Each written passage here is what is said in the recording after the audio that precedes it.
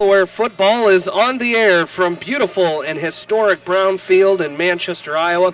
It's the West Delaware Hawks and the Dewitt Central Sabres. Good evening, everybody. Along with my partners Aaron Pleen and Bill Logan, this is Jamie Vasky, and as we begin tonight's broadcast, we do so with very heavy hearts, as earlier this week the West Delaware family lost one of its own family members with the passing of Tammy Hood. And some of you may remember Tammy was the Grand Marshal of the Homecoming Parade just 2 weeks ago, but to many others she was much more. She was a staple at all of the West Delaware sporting events, home and away, whenever she could attend, often talking with the players, the students, and other fans. And she bled orange and black, and she was always seen with a smile on her face and had such a great outlook on life. And I remember being in attendance on senior night in 2007. That's when Tammy graduated.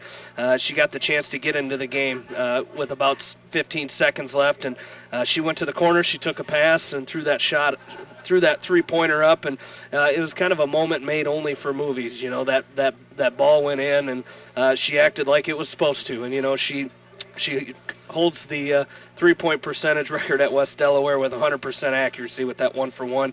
And, of course, there's going to be a wake for Tammy Sunday from 1 to 8 at Leonard Muller Funeral Home here in Manchester, and a funeral mass Monday at 11 a.m. at St. Mary Church in Manchester.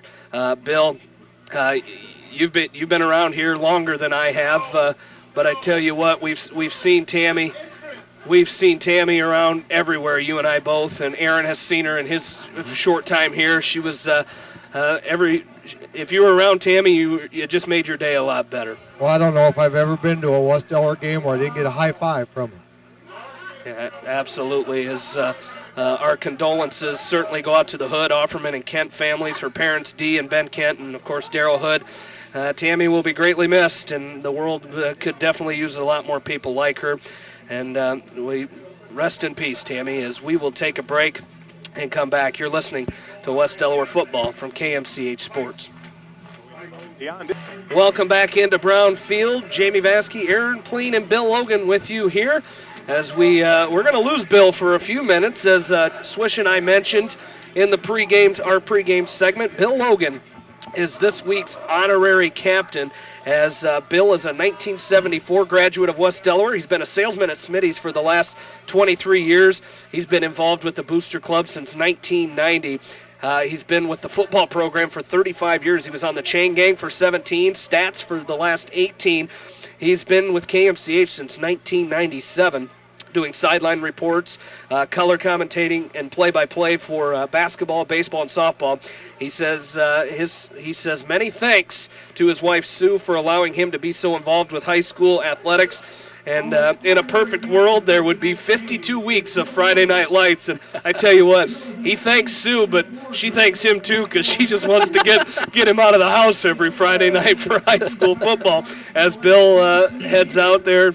And his son Brett here tonight over with his wife Sue down on the sideline tonight, as Bill out there as the honorary captain, and we'll talk more with him in just a little bit about that, as they're announcing him right now as they are getting the lineups, or they're doing the coin toss, as we have the West Delaware starting lineups here, as Aaron will watch our coin toss down there. As starting on the offense for the Hawks, Colin Weber, Adam Newhouse, Ryan Solomon, Austin Monahan, and Colin Brown. As the backs and receivers, we've got Ryan Kelly, Dallin Putz, Max Ridenour, and John Nagel. Running back tonight is Austin Bishop, as Coy Russell out with an illness. And Coy, I know you're listening out there. We wish you the best of luck, buddy, and hope we can see you back here on the West Delaware side of the ball here real shortly, as Coy Russell out tonight, and we'll miss watching him and calling him. I'm sure it'll be tough for listening at home for you, buddy, but we'll paint that perfect picture for you as the Hawks take on the DeWitt Central Sabres tonight, as the coin toss has been made. The West Delaware Hawks have won the toss, and they will receive the opening kickoff. On the defensive side for the Hawks, John Nagel, Colin Brown, Adam Newhouse, Kyle McGrain. Up front for the Hawks, the linebackers are Bennett Cole, Colin Weber, and Ryan Solomon. Cornerbacks, Austin Bishop and DeAndre Daniels. And the safeties are Max Ridenour and Sam Maloney. Aaron, welcome back in to another week of West Delaware football here on KMCH. And hopefully the Hawks, they can get another win here at home. Absolutely, Jamie. It's great to be back at Brown Field. It seems like it's been a while, but the Hawks come in tonight, that perfect record on the line, 6-0, and they got a big. What we both felt was a big win last week, 6-0. 20-14 at Charles City to raise their record to 6-0, and it was a tough win, but the Hawks gutted it out, and now they come home tonight to Brownfield to take on a DeWitt Central team that the Hawks have some history with in the last 5 to 6 years. DeWitt Central has given the Hawks some fits, but hopefully tonight the Hawks can just come out and clean up some of the errors that they had last week and come out with a good win tonight. Well, the Hawks entered tonight's game with a 6-0 record, 4-0 in district play. After a 20-14 victory last week, head coach Doug Winkowich in his 11th season here at West Delaware. He's the all-time wins leader with a record of 84-29. He's led the Hawks to 6 playoff appearances and a runner-up finish in 2005. His assistants are Corey Coates, Luke Imslin, Brad Wubina, Nate Lahr, Chad Osler, Matt Finn, Mark Becker, Bob Morris, John Warden, and Ryan King. We've seen the cousin connection on the offensive side of the ball this season, Aaron, but last Friday night, Brent Lammers and Max Ridenauer combined for 18.5 tackles against Charles City.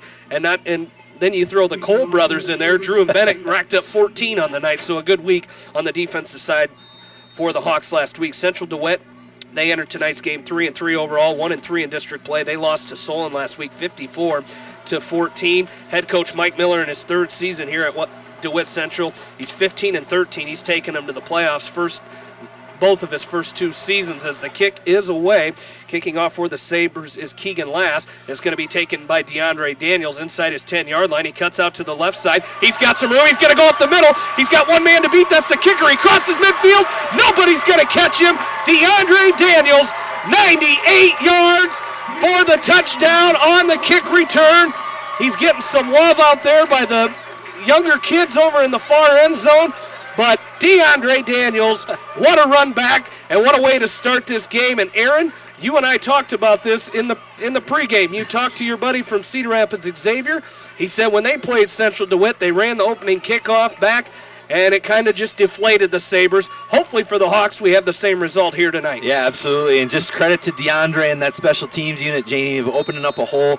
And DeAndre really went right down the center of the field. And you're right. It's what better way to start the game tonight than a 94, 96-yard kickoff return. Alex Reed's on for the extra point. It is good. I see our honorary captain didn't make it very far. he's still standing back at the 20. Bill, I think he's okay with that, though. Bill, while we got you here, we'll keep it right here, talk to you a little bit. What an honor for you to be named the honorary captain. You got to go out there with the boys. You kept right up with them. They didn't have to drag you along, but a great honor for you to be the honorary captain tonight. Yeah, that's quite a deal there. Wink called me the other night and asked me to do that. And, we talked about last week about what it takes to maybe be an honorary captain. And I guess now I'm old because I'm an honorary captain. But, that was quite an honor. It was pretty fun being out there. And probably more fun just listening to what the referees all had to say. So that was pretty cool. So, and then what a great way to start the game. But you didn't teach the boys any schmoozing tactics out there on how to butter up the referees? These guys, they got game faces on. That's my job. All right, very good, Bill. Congratulations. A great honor for you. Thank you very much. As we give him a lot of crap, but I tell you what, it's a well-deserved honor down there for Bill Logan being named that honorary captain this week for the Hawks. And he must have done something right down there because he won the coin toss while he was out there. We got to receive, and we should have asked him the right number. I marked down 98 yards. We'll see what that was for Bill as the Hawks kick is away. It's going to be taken out there. He's going to be brought down out there. Let's see the number. I believe that is Nick LaRosa. Yes, it is. Carrying that ball was Ryan Burke for Central DeWitt. Central DeWitt, we mentioned Mike Miller. His assistants are Shane Sickema and Jason Lansing. As similar to Brent Lammers, I tell you what, senior quarterback Logan Shepard, he's not afraid to take off and run the ball as he's rushed 83 times for 333 yards. And I tell you, West Delaware, 19 playoff appearances, a state title in 91. They're 23-18 in the playoffs. DeWitt Central has 9 playoff appearances and a 6-9 record in those games. And the last meeting between these two was last season, as many people will remember that. It was August 30th, 2013. DeWitt won that game 37-27, but they later discovered they had some players play too many quarters and were forced to forfeit, giving West Delaware the 1-0 win. So on 1st and 10, it's a gain of 4 by Shepard, as he's going to take it on 2nd down. He's going to pitch out to the right side. He's going to be brought down out there. On the right side, Austin Bishop, as the ball carrier there was James Grell, a senior, 6 foot, 199 pounds, carries it just short of the first down. It'll be 3rd down and 2 here for the Sabres. And you got 4 backs, Jamie, Grell being one of them, that have rushed for over 115 yards on the season for DeWitt Central. So they got a kind of 4-headed monster there that the Hawks are going to have to stay focused on tonight. 3rd down and 2 here for the Sabres as Shepard under center. Single back behind him. He rolls out to his left, looks to pass, got a man wide open. It's going to be tipped and then caught at the 41-yard line as it was tipped out there by the first man, Ryan Olson. And the next man in was, I believe that was Seth Eichert, number 2. Is that correct? It was tipped off of Olson's hand and right into the hands of Eichert. He's going to pick it up for a 1st down up to their own 41-yard line. As it's 7-0 West Delaware, 10:15 left to go in this first quarter. Shepard under center, 1 back behind him. He gives to the first man through, and he's going to be wrapped up by a whole bunch of Hawks. Hopefully as in there for the stop as Bennett Cole and Colin Weber on the stop for the Hawks, as that was Mason Cousins on the carry, and no gain on that play. It might have lost a half a yard. It'll be 2nd down and 10 here for the Sabres. 9:45 left to go in this first quarter. Shepard, senior quarterback, comes under center. Counter play coming up here as they're going to give to Olson. He's going to bring it out to the 45-yard line before he's wrapped up out there. Austin Bishop comes up to make the stop. That'll be a gain of about 4 yards there. And it'll bring up 3rd down and 6 for the Sabres. And Jamie Shepard on the year, 24 of 50 for 349 yards, 4 interceptions and 1 touchdown. So, if the Hawks are going to be successful tonight, they're going to want to try and get Shepard into these third and longs, 3rd and 7, 3rd and 8, maybe force him to throw the ball. And hopefully the Hawks can be advantageous as well and try and get some interceptions. 3rd and 6 here for the Sabres. The Hawks lead at 7-0. They pitch out to the left side. This is going to be Grell. He's going to be wrapped up at about the 46-yard line. As coming up to making the stop was Sam Maloney for the Hawks. And it's going to be short of the first down. It'll be a gain of about 1 yard there. It'll bring up 4th down and 5 here for the Sabres. It looks like they'll punt it away. 8:45 left to go in this first quarter. We do have one score update here as Edco leading East Buchanan 7-0 after 1 quarter. As the Sabres, looks like they may go for it here on 4th down. As it's 4th and 5, there's a lot of confusion out there on the side of the Central Sabres. We don't have a play clock tonight as the pitch is out to the right side. This is Grell, a rugby-style punt as they pitched it out to him, and it's going to be taken out there by Dallin Putz. He takes it at the 20. He cuts out to the right side. He's coming back at the 20, nearing the 25. He's going to be brought down at the 24-yard line. Little extra contact out there by the Sabres. Bringing him down was Ryan Berg, but the Hawks will start with it 1st and 10 at their own 24-yard line with 8:06 left to go and a West Delaware 7-0 lead. You kind of thought maybe if Dallin could get to that next level, he could have had another big return like we saw DeAndre Daniels, but nonetheless, Dallin did a good job of bringing it up about 10 yards and putting the Hawks in good position here.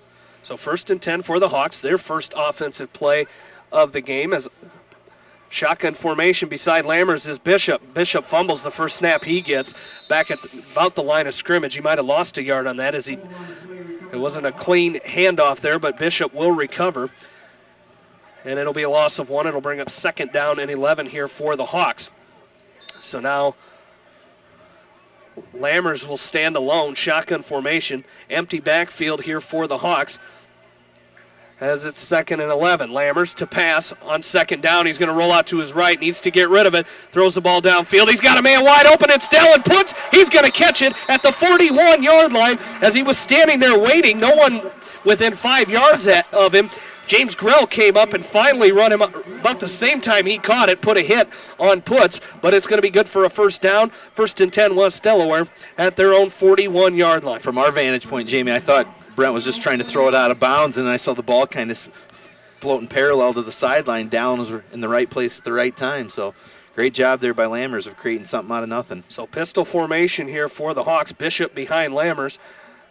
And the give is to Bishop. He's going to take it off the right side. He's got some room. Got it at the 49-50. Crosses midfield. Nobody's going to catch him.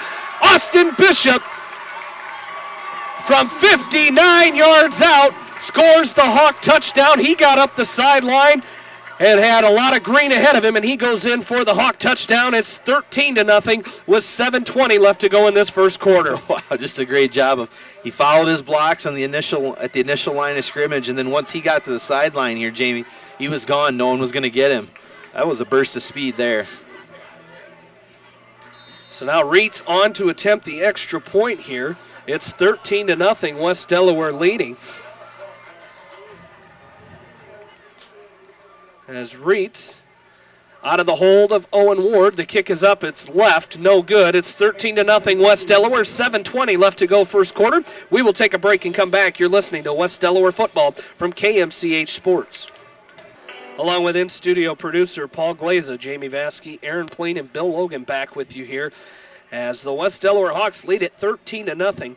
7:20 left to go in this first quarter. Don't forget, stay tuned to KMCH after tonight's game for this week's area online and playback game of the week. As tonight, Anamosa and Mount Vernon, a big game down there for the Raiders, as you can join John Swisher and Brett McNamara, 1999 graduate of Anamosa, as they've got the call right now on KMCH.com. You can hear that right after our game here as Lammers set to kick this one away. It's a good kick. It's going to be taken out there by Ryan Burke as he takes it at about his own 7-yard line. He's going to be wrapped up at the 15. Coming up and making the stop was Bennett Cole. A good stop there by Cole, and that's where the Sabres will take it 1st and 10 as they've got it at their own 15-yard line. And that last touchdown drive, Jamie, by the Hawks, three plays, 76 yards. Austin Bishop with the 59-yard touchdown run. Followed it up by the DeAndre Daniels 96 or 98-yard kickoff return. Puts the Hawks up 13-0. 3. Aaron. We'll get it from him in a bit. He's giving me hand signals, but 92. 92. 92 okay. yard. All right. There you go. As on 1st and 10, the ball. I'm not sure Bill saw who got that carry. It's going to be a pickup of about 4 yards there. As that was Cousins on the carry for the Sabres. It'll be a gain of 4 there. It'll be 2nd down and 6 here for the Sabres. The Hawks lead at 13-0. 6:45 left to go in this first quarter. And the Hawks have only had 3 plays on offense. And the big kick return by DeAndre Daniels as they're doing a great job on defense as Shepard's going to keep it himself. He's going to be wrapped up as he's wrapped up out there by Ryan Solomon up to the 24-yard line.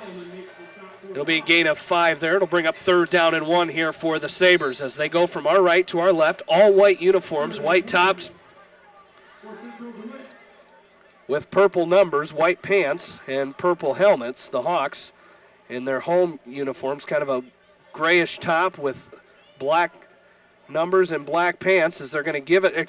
Shepard keeps it himself, and he's wrapped up immediately as Bomber gets in there.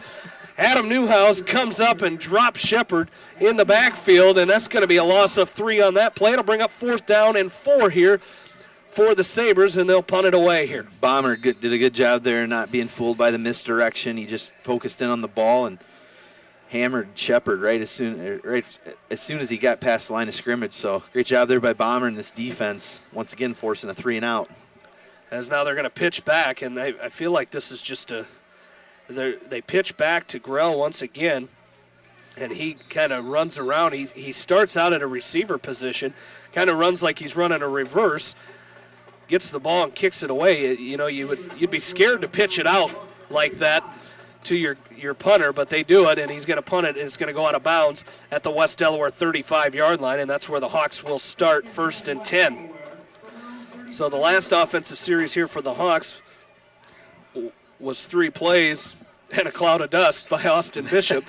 And we'll see what they come out with this time. As there's 5:19 left to go first quarter, it's 13-0. West Delaware leads it. As Lammers will come set, pistol formation. Bishop once again behind him, and now they're going to send him in motion out to the far side as they go from our left to our right. Lammers will pass on 1st and 10. Had a screen set up. Now he's under pressure. He's going to throw it away. As he was looking on the far side to Bishop, just overshot Austin out there, and it's going to fall incomplete. 2nd down and 10 upcoming for the Hawks. You can find out what all of the area coaches have to say about tonight's games tomorrow morning at 9 on the Coaches Corner with Kevin Shookman right here on Mix 94.7 KMCH starting at 9.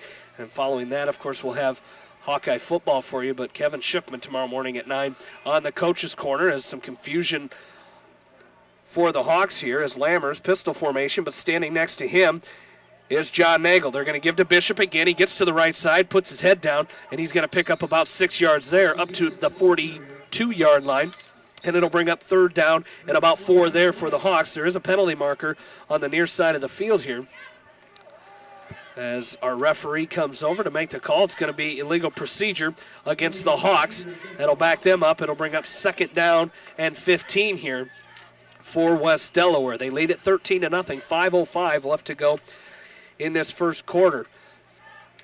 And with all the excitement here tonight, I tell you what, I can't wait to see what 2 weeks from now brings with the West Delaware 100 years of football celebration. We'll talk about that in just a second as the Hawks face a 2nd down and 15 here from their own 30-yard line. As pistol formation is Bishop behind Lammers. As Lammers will fake the pitch, he's going to keep it himself. He's going to be wrapped up out there by the Sabres as kind of ran into a pile and got pushed backwards as he's still pushing for yards, and there's a little extra curricular activity down there. Is coming up to make the stop was Lucas Looney. And he tried to, I think he tried bull rushing and bullying Lammers, and Lammers is not the guy you want to do that to. As Lammers gets up and he kept pushing forward when Looney was pushing him backwards, it'll bring up 3rd down and 11 here for the Hawks as Lammers picks up 4. Now he's got 3 receivers to the right, 1 to his left. He's going to pass on 3rd down, and now he's going to throw across the middle. He's got John Nagel at about the 39. Nagel stretches forward to the 41, but it's going to be about 5 yards short of the 1st down, a gain of 6 there. We'll bring up 4th down and 5 for West Delaware. 4:23 left to go first quarter, and the Hawks leading 13-0. Again, we mentioned Austin Bishop into the game for the Hawks at running back tonight as Coy Russell a little ill this week, as we wish him a speedy recovery, as we've got Hawks, of course, got some big games coming up next week, taking on rival Independence, and then, of course, kind of basically 2 rival games left as you got Decorah here at home in 2 weeks, the 24th, and that's when we mentioned the West Delaware 100 Years of Football celebration. They're inviting all former West Delaware players, coaches, and cheerleaders to come be introduced at halftime of the varsity football game versus Decorah. They will be lining people up by decade and would love to see you there and pack Brown Field, of course. At halftime of that game, they're going to try to line up, get as many people here as they can. Bill was telling us that they've heard there's someone that's, I believe, 95 years old, living out at the Good Neighbor Home who played West Delaware football. Would love to get him here as Lammers' punt is going to hit at the 30. It's going to spiral out of bounds at the 28-yard line, as where Central Dewitt will start with it 1st and 10. Nobody touched it. It went out of bounds. And the Sabres will start 1st and 10 at their own 28-yard line. 3:51 left to go in this first quarter, and the Hawks leading 13-0. Yeah, just a great a tribute to all those former Hawks, Jamie, that kind of built the program, kind of have built it to where it is now, and should be fun. I'm curious to see the amount of all the players and cheerleaders that come back, and should be a real fun night, especially, and then you tack on senior night. So here we go, 1st and 10 for DeWitt. Shepard, there's a the penalty marker down, I believe, possibly a delay of game as our referee threw the flag, legal procedure against DeWitt Central. And that will back them up 5 yards and bring up 1st and 15. And it should, Aaron. You know, you bring back, you mentioned all those guys that kind of started this thing. And, 100 years ago, that's a long time ago. But I tell you what, if you can get people from 50, 60, possibly 70 years ago that played West Delaware football.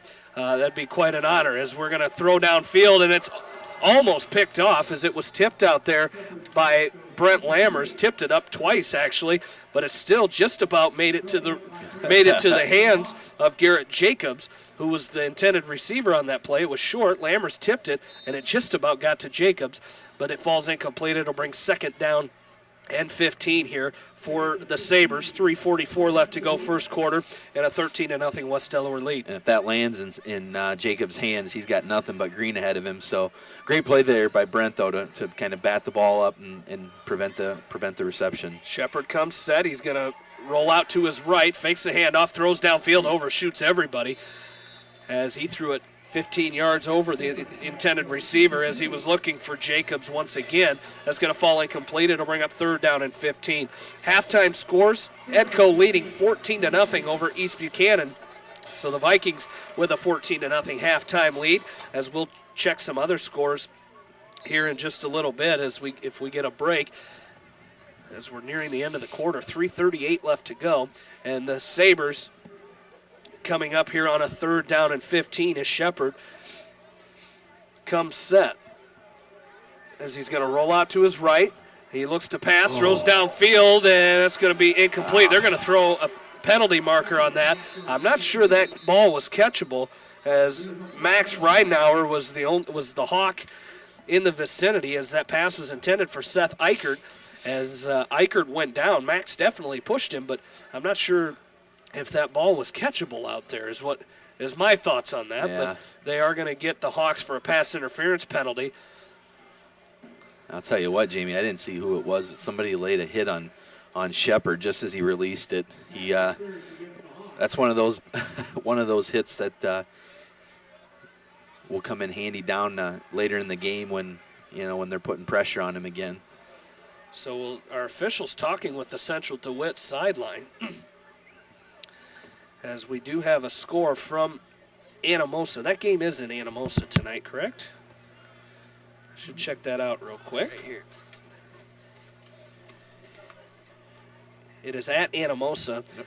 Mount Vernon leading 7-6. That game in the first quarter, as we're going to move our chains. It's going to be a 1st and 10 here.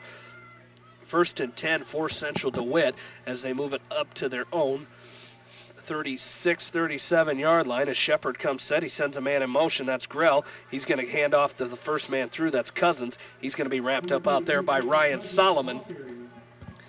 Wrapped up by Solomon after a gain of about 5 yards there, maybe 6. It's going to be second down and 5 here for the Sabres.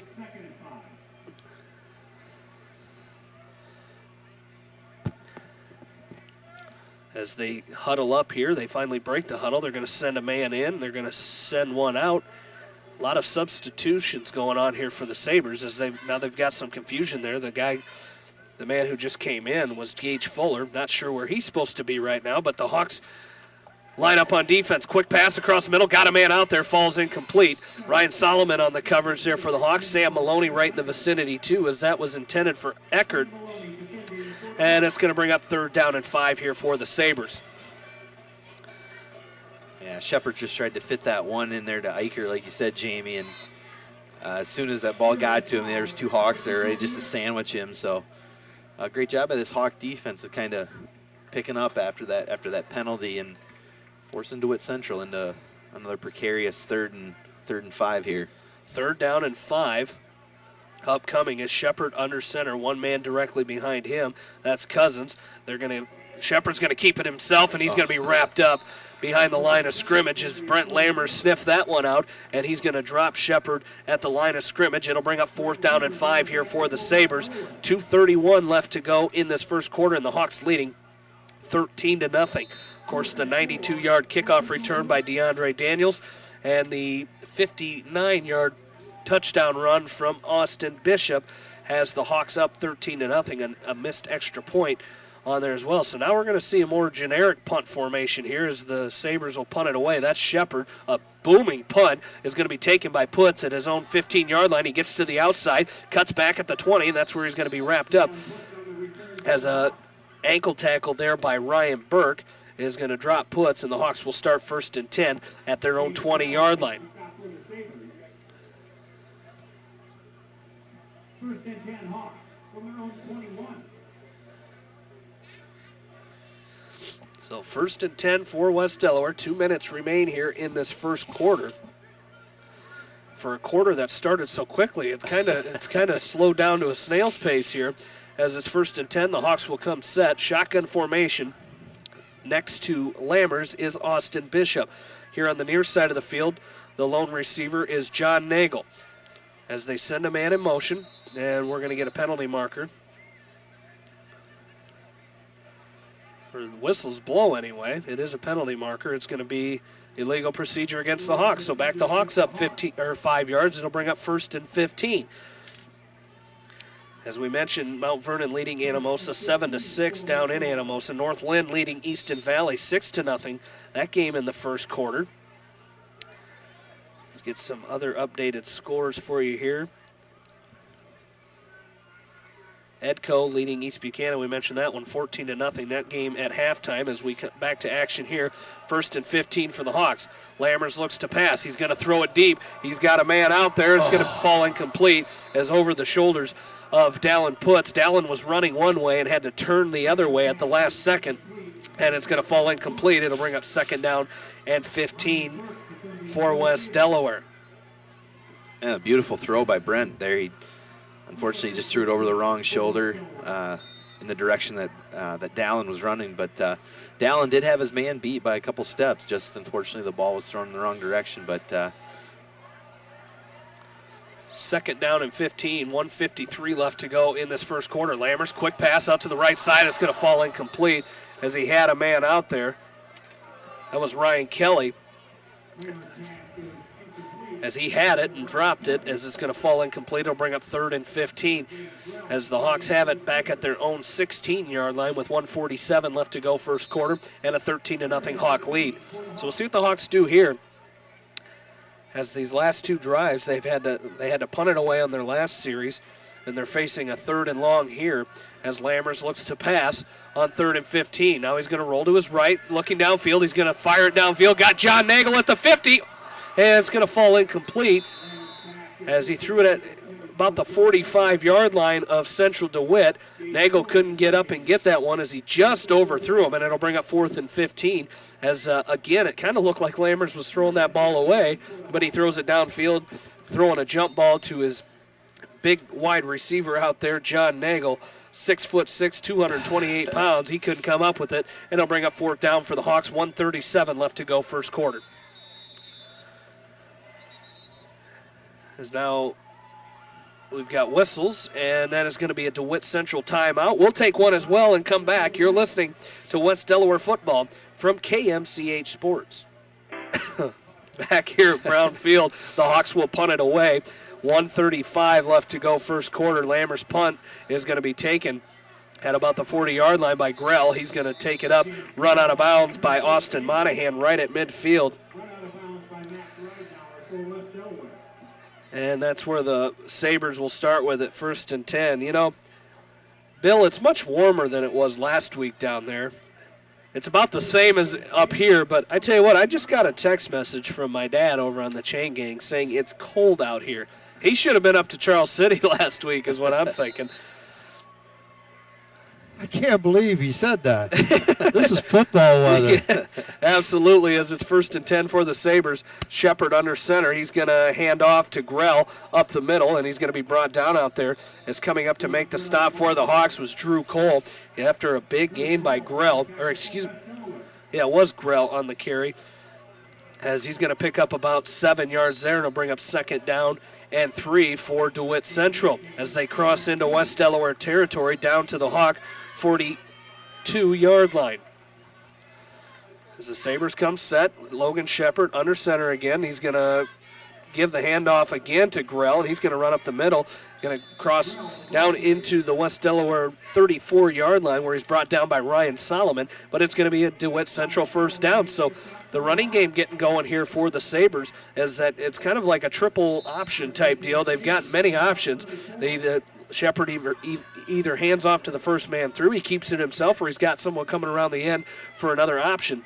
As they come back set on 1st and 10, as Shepard is going to keep it himself, and he's going to be brought down out there by the Hawks. Short gain on that one, as coming up to make the stop that time for West Delaware was Colin Brown.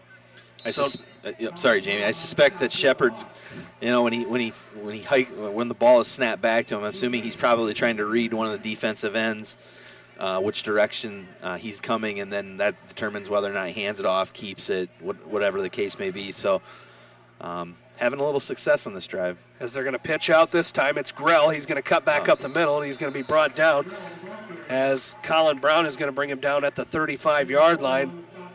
So they lose a yard there, and it'll bring up 3rd down and 11.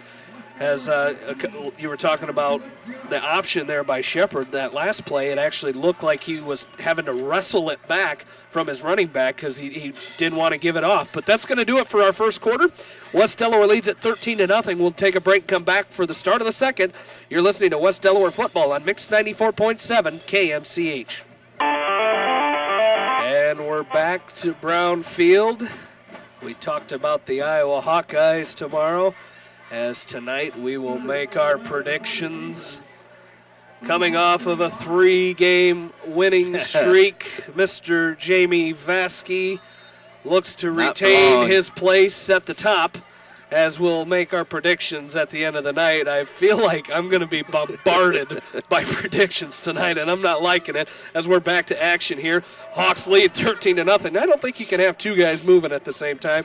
Not sure I don't think they blew the whistle, as Colin Brown is going to, that's Colin Weber, is going to drop Shepard. No, but I don't think they blew the whistles, did they?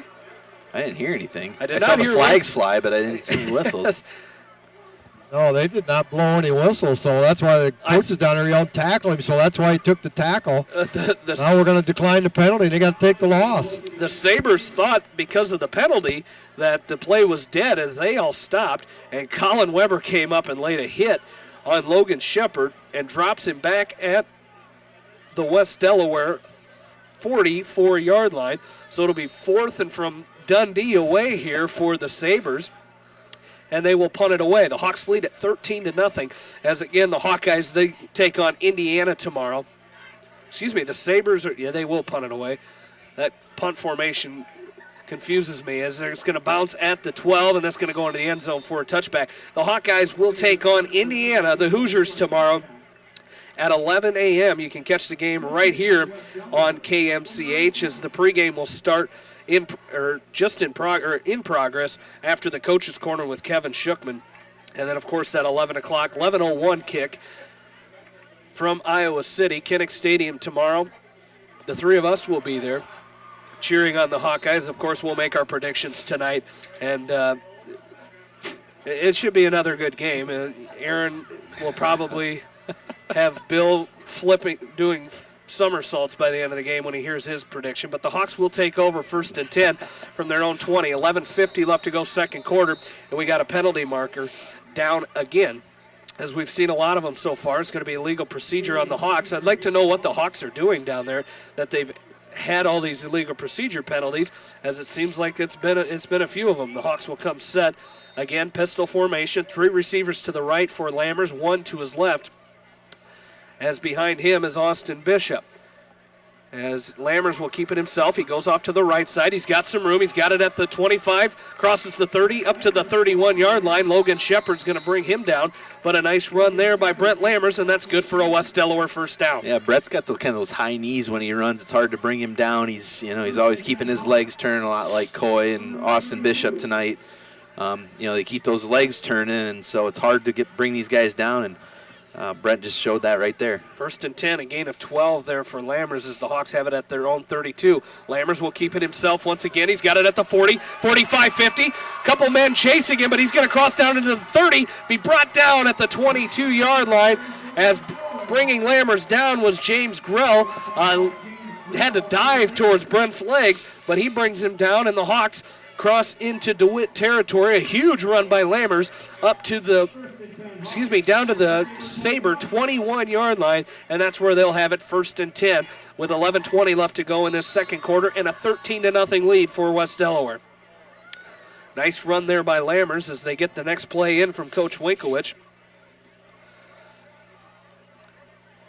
As they come set here, 1st and 10. One receiver split out to the left, one in the slot to the right, and shotgun formation here for the Hawks. They're going to pitch to Putz out to the right side. He cuts it back. He's got it at the 20, 15, going to fight forward towards that first down marker, inside the 15 to about the 12, and it'll be close to another West Delaware first down as the clock continues to run here, 10:45 in this second quarter. West Delaware leading 13-0. And the Hawks, I think, found something. Looks like the last two runs with Brent and then this one with Down, they found something on the right side of that line that they're really exploiting. And, the Hawks have about 70 yards of rushing here on this drive alone. So great job by this West Delaware offensive line opening up some holes. Gain of 8 by Putz brings up 2nd down and 2 as they're going to give to Bishop this time. He bounces off one tackler. He's inside, going to fight to the 10-yard line. That's going to be close to a first down as he had it at the 13. Should be real close to that first down marker for Austin Bishop as Logan Shepard comes up and makes the stop for the Sabres, and it is going to be a first down for the Hawks right at the 10-yard line. So 1st and goal, West Delaware, right at the Sabre 10-yard line with 10 minutes left to go in the second quarter.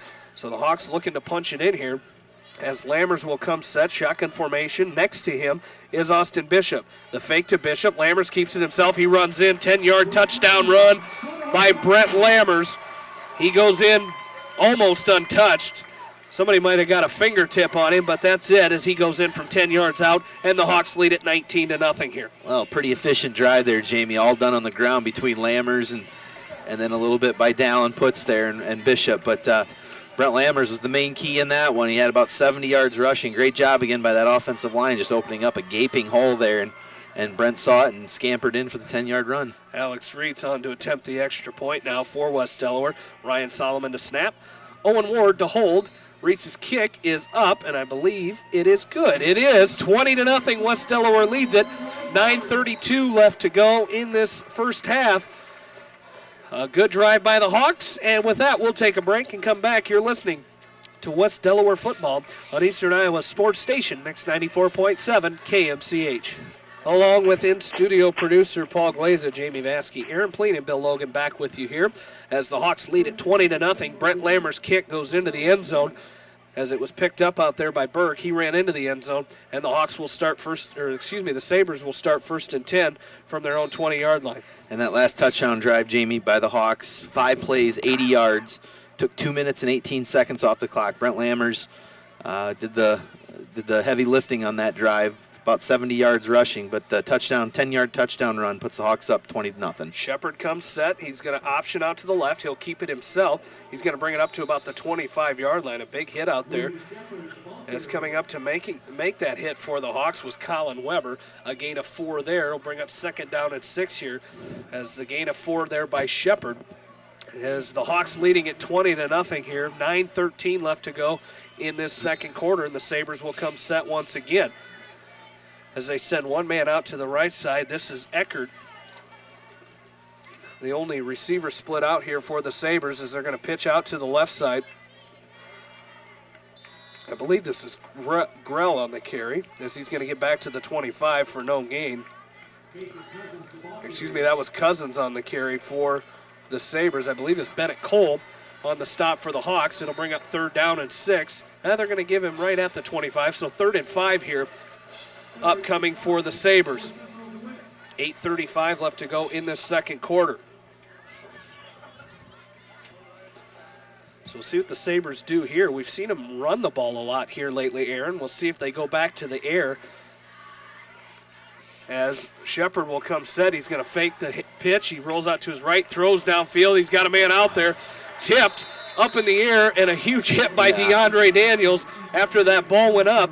As going up to get that ball was Eichert, and that ball got tipped up in the air, and Eichert did have another chance to catch it as DeAndre leveled him. and it'll fall incomplete. It'll bring up 4th down and 5 here for the It was Sabres. the same kind of looking pass that Max Ridenauer, the ball tipped in the air, and as he was falling, he caught it. This time, Eicher didn't have that opportunity as DeAndre Daniels just leveled him. So great job there by DeAndre. A bad punt here Get by out of the way. Shepard as it's going to bounce at the Sabre 42 and come back to the 41. And that's where the Hawks will start with it, 1st and 10 at the DeWitt Central 41-yard line. So great field position here for the Hawks as a bad punt by Shepard. And the Hawks will take over 1st and 10. So see if that offense can start clicking here. As another score update here, Mount Vernon leading Anamosa 13-6. That game in the second quarter. Northland with a 14-0 halftime lead, as does Edco, 14-0 lead over East Buchanan. As Cedar Rapids Xavier leading Dubuque Waller 21-6. That game in the first quarter. The Hawks will run option to the right side. Lammers keeps himself, has it at the 35, crosses up, still fighting for yards up to the 31-yard line. Be a gain of about 9 yards there. Might be just short of the first down for West Delaware. A gain of 9 there by Lammers. Will bring up 2nd down and 1 here for the Hawks. And Brett had a couple options there. He elected to hang on to it. He had Austin Bishop around the end too, and it was a good decision by Brent just to hang on to it and plow forward for 9 and put the Hawks in a 2nd and 1. So the Hawks will come set, shotgun formation. Lammers will throw on 2nd and 1.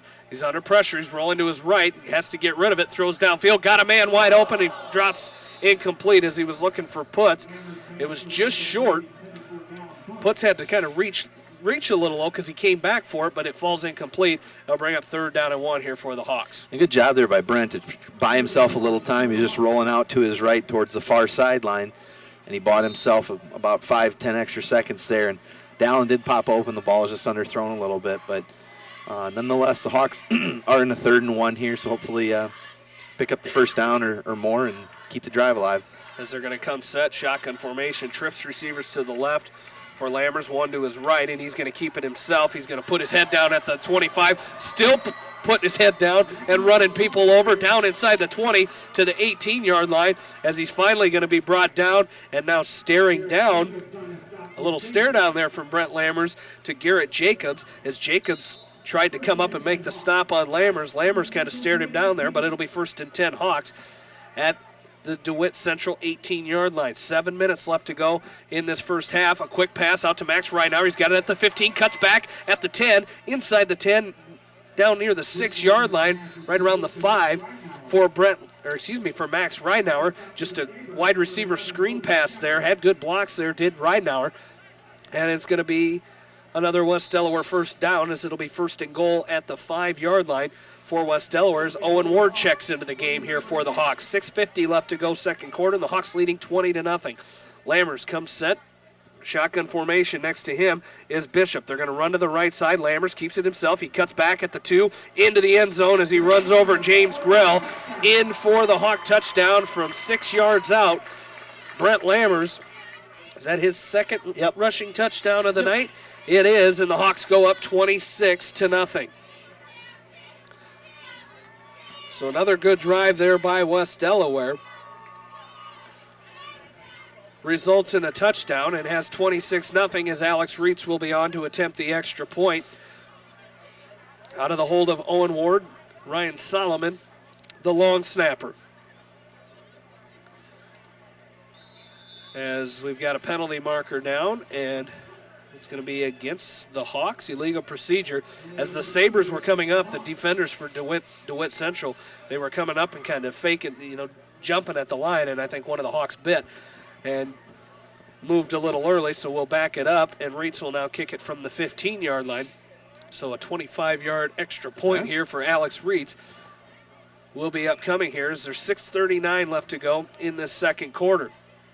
As the snap is away, the kick is up. Reitz has got it, 27-0. West Delaware leads it. 6:39 left to go first half. We'll take a break and come back. You're listening to West Delaware football from KMCH Sports. And welcome back into Brown Field. West Delaware leads at 27-0 here tonight as the West Delaware freshmen were in a shootout last night against DeWitt Central. I'm looking for this right here. in a shootout last night. They lost that game 44-42 down in DeWitt last night. A shootout down there. The sophomores for West Delaware winning tonight 44-23. We'll hear from West Delaware sophomore coach Matt Finn at halftime as this kick is away. So I didn't see who kicked it. It's taken at the 25 by one of the upmen for Central DeWitt, and then he's hit hard. Out there is coming up to make that stop for West Delaware. Coming up to make the stop for the Hawks was Logan Mullen. I didn't see who kicked that one off for the Hawks. It was not Brent Lammers, as he's still down here on the sideline. As the Hawks lead it 27-0 after another good West Delaware drive. Yeah, the last drive, Jamie, 5 plays, 41 yards, took a minute 27 seconds off the clock. Brent Lammers with the 6-yard touchdown run puts the Hawks up 27-0. So Shepherd will pass on 1st and 10 as they've got it at their own 32, and what a hit out there that time as Ryan Solomon came up and leveled Eichert after he made that catch back at about the 36-yard line. So it's a gain of 4 there, but he caught it, and Ryan Solomon was right there. DeAndre Daniels was in the vicinity. He would have brought him down, but Solomon came up and said, I'll help you out here, and dropped him about right where he caught it. A gain of 4 there for the Sabres, brings up 2nd and 6. 6 minutes left to go, second quarter. Shepherd will pass again. He rolls to his left, throws downfield, had a man out there, and he's got him. It's Eichert as he's going to be run out of bounds, or run down by Sam Maloney. As the Hawks had good coverage there, as Bishop was on him, He just snuck that pass in there. A great pass by Shepherd as he crosses midfield down to the West Delaware. See where they spot it here. It looks like the West Delaware 38-yard line as Eichert ran for a little bit before the Hawks caught him and Sam Maloney, but it's going to be 1st and 10 down at the West Delaware 38-yard line. 5:45 left to go in the second quarter as they're going to hand off up the middle. As this is going to be James Grell. He's going to carry it up to the 35-yard line. That'll be a gain of 3 there for the Sabres. I really think, Jamie, DeWitt Central, if they're going to want to, stay in this ball game, they're going to have to maybe go to the air a little bit more. I just don't think the running game is going to do a whole lot with this West Delaware defense flying around the way they are. They're doing a really good job of it. So Adam Newhouse on the stop for the Hawks as it's 2nd down and 7 here for the Sabres as Shepherd comes set under center. He's going to hand to the second man through. This is Burke, and that's going nowhere. Yep. Is coming up to make the stop for West Delaware was Kyle McGrain, and that that run was going nowhere as they actually lost the 3 yards they just gained on the previous play, and it'll bring up 3rd down and 10 for the Sabres.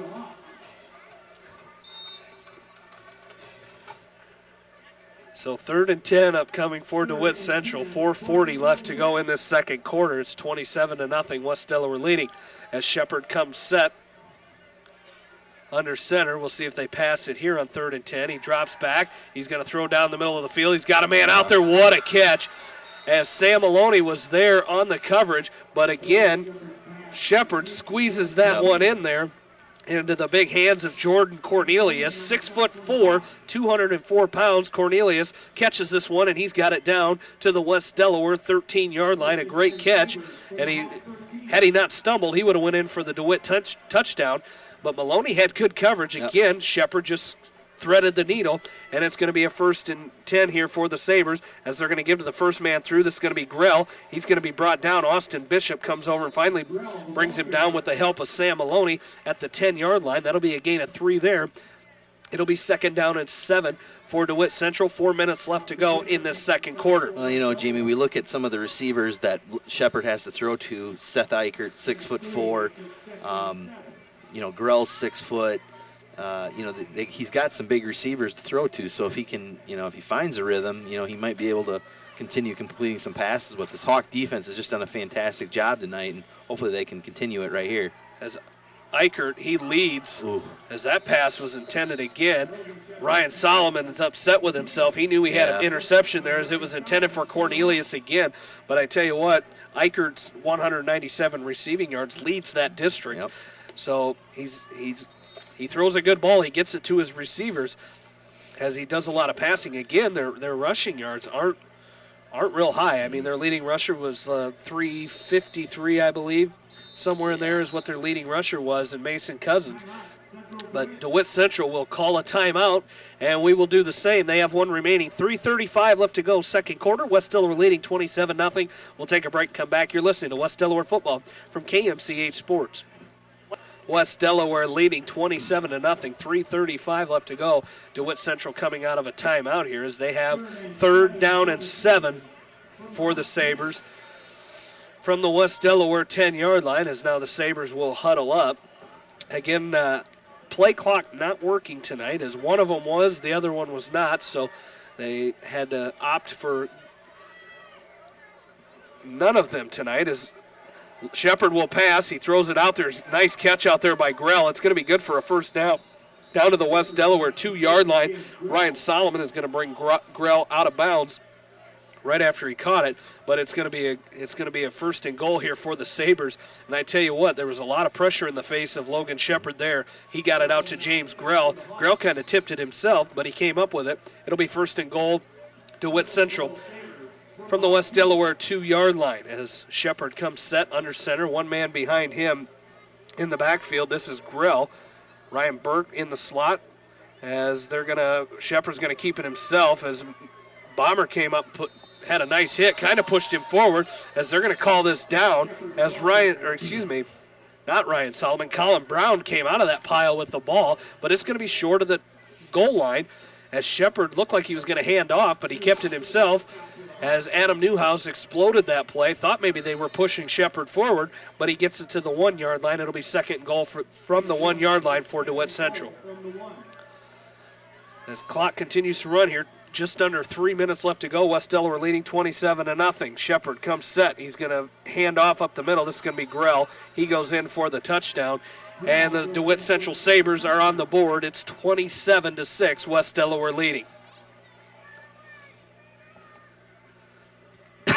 And the lion's share of the offense on that drive, Jamie, was throwing the ball, and we talked about it a little bit. You know how it's probably going to have to be the way that DeWitt Central does it if they're going to want to keep up with the Hawks, and it's by throwing it. But you just sense that the Hawks are eventually going to. That ball was tipped by the Hawks. It hit off the crossbar and went in. So it's 27-7, a stroke of luck for Central DeWitt. It's 27-7, 2:49 left to go. First half, we'll take a break and come back. You're listening to West Delaware football from KMCH Sports. Welcome back to Brown Field. I was corrected when it hits the goalpost and went through, not in. I was corrected there by Jeff Harris, as we'll get that straightened up here. Either way, it's 27-7. West Delaware leads it here with 2:49 left to go in this first half. As it looks like Dallin Putz wanted to pitch that ball to DeAndre Daniels. Now he's going to take it himself up to the 42. There's a penalty marker back at the 33-yard line, but Putz really wasn't taken off. It looked like he wanted to pitch that ball back to a reverse to Daniels, but he's going to take it himself up to the 43, but there's a penalty marker on the field. As we'll see what that is, it's going to be holding against the Hawks, so Putz's run will come back. And that last touchdown drive, Jamie, by DeWitt Central, 10 plays, 68 yards, took 3 minutes and 50 seconds off the clock. James Grell with the 1-yard touchdown run cuts the Hawk lead. Still up, though, 27-7 with 2 minutes and 40 seconds to go in the second quarter. So the Hawks will take it, 1st and 10, now back at their own 23-yard line as Brent Lammers will come set, shotgun formation. He's going to fake the handoff to Bishop. He's going to throw, got a man downfield, but he threw it short as he was looking for Max Ridenauer. Streaking down the field there was Dallin Putz. He had a few yards between him and the nearest defender, but it's going to fall incomplete and bring up 2nd down and 10 here for the Sabres. Yeah, he looked like he had him beat by about 5 yards, but I think Brent was getting a little pressure there, and he just kind of checked down and unfortunately couldn't complete the pass, but 2nd and 10 nonetheless. 2nd and 10, 2:33 left to go in the second quarter. The Hawks leading 27-7. Lammers fakes the handoff. He keeps it himself. He's got it at the 40, 45, nearing midfield. He's got it at the 50, still pushing forward up to the 47-yard line. of DeWitt Central, and he's finally brought down out there by Garrett Jacobs, and Garrett Jacobs, I think, is regretting coming up to try to make a hit on Brent Lammers as he's slow to get up, as Lammers carries it down to the DeWitt Central 48-yard line is where they mark him down, and a West Delaware first down, 1st and 10 with 2:25 left to go in the second quarter. Trips receivers to the left for the Hawks, one to the right. They give us to Bishop this time. He's got it at the 45-40. He's down the sideline. He's going to be run out of bounds at the 35-yard line, which will be good for another West Delaware first down. So kind of a 2-minute drill here for the Hawks as he's got 2:15 left to go in this second quarter. The Hawks leading 27-7, and the Hawks quickly back to the line. Has a nice run there by Bishop as the Hawks will come set, pistol formation. 3 receivers to the left again, 1 to the right. A quick pass out to Ridenauer. He's got it at the 30, cuts back down inside the 27 of DeWitt Central. It'll be a pickup of about 8 yards there and bring up 2nd down and 2 for the Hawks. 2 minutes remain in the second quarter.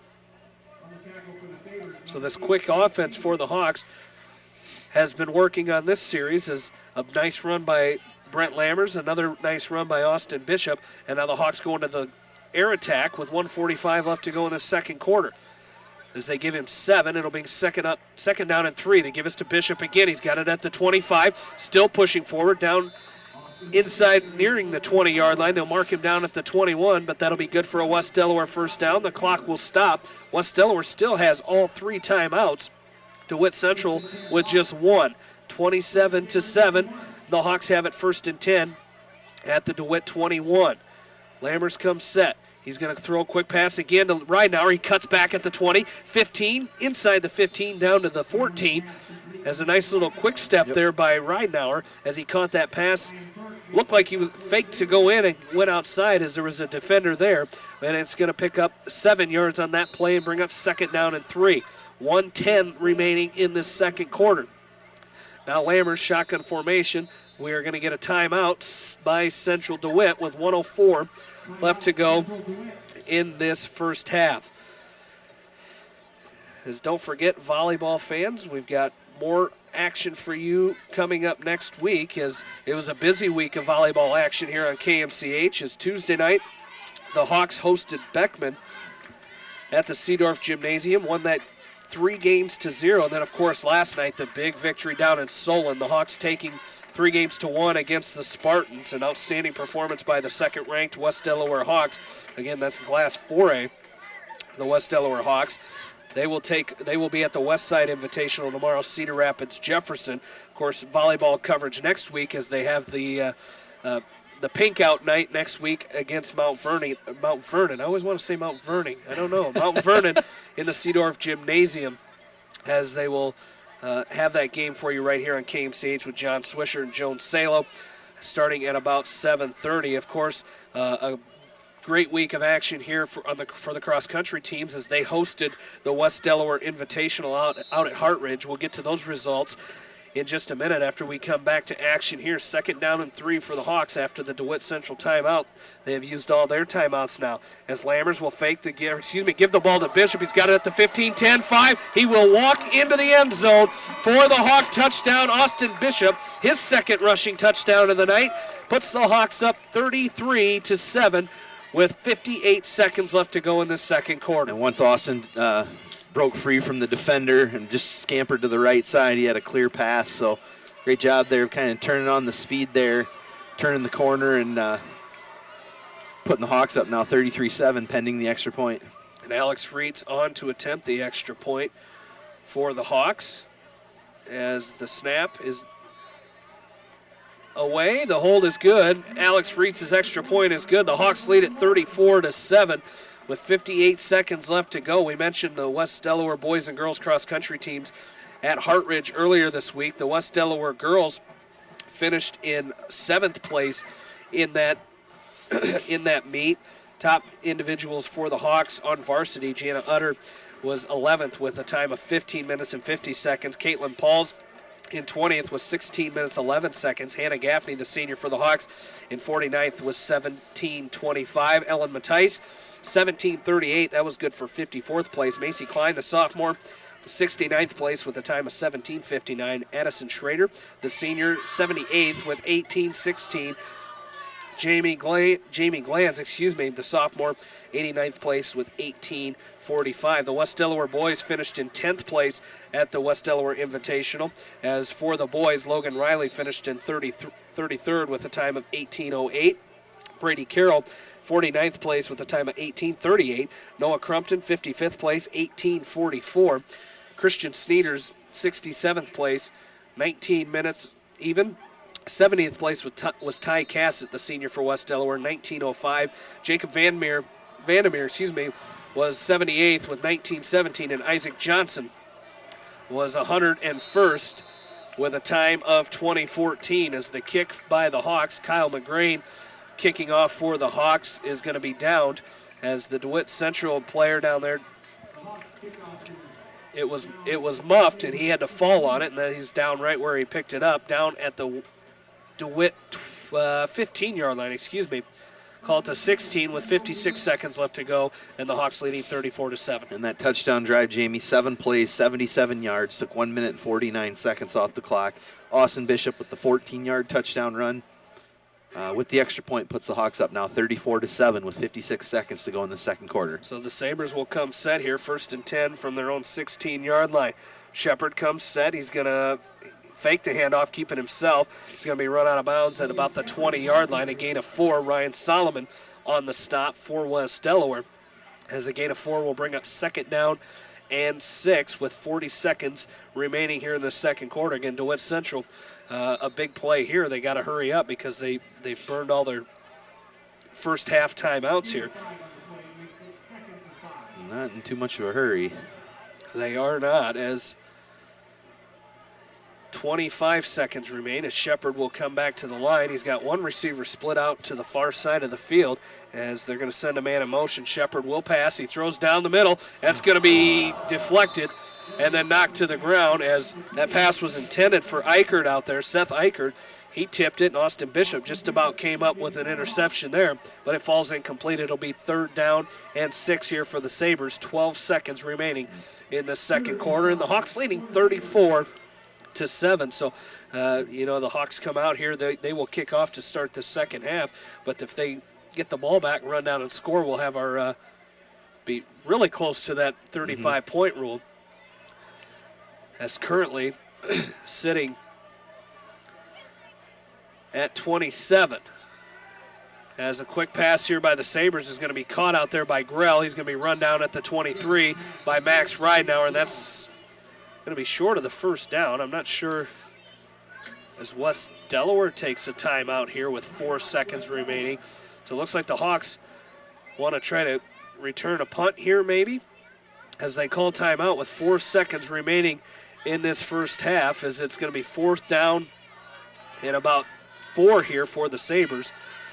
34-7 is the score. The Hawks lead it with 4.5 seconds left to go in this second quarter. Don't forget, at halftime, we're going to catch up with West Delaware sophomore head coach Matt Finn, as the sophomores victorious tonight, 44-23. The curtain raisers here for our varsity game at Brown Field tonight. We'll talk with him, and then we'll take a look at our Hawks in the NCAAs, as a lot of them got back into action last weekend, as the Cocoa Hawks played again last week, as did Wartburg down at Central. I think Aaron might have won our prediction there, but do I get half a point for that then? I don't think so. No? Yeah, okay. Because Bill couldn't hear us, which we never said anything bad about him when he lost the ability to hear us at the end of that game the other night.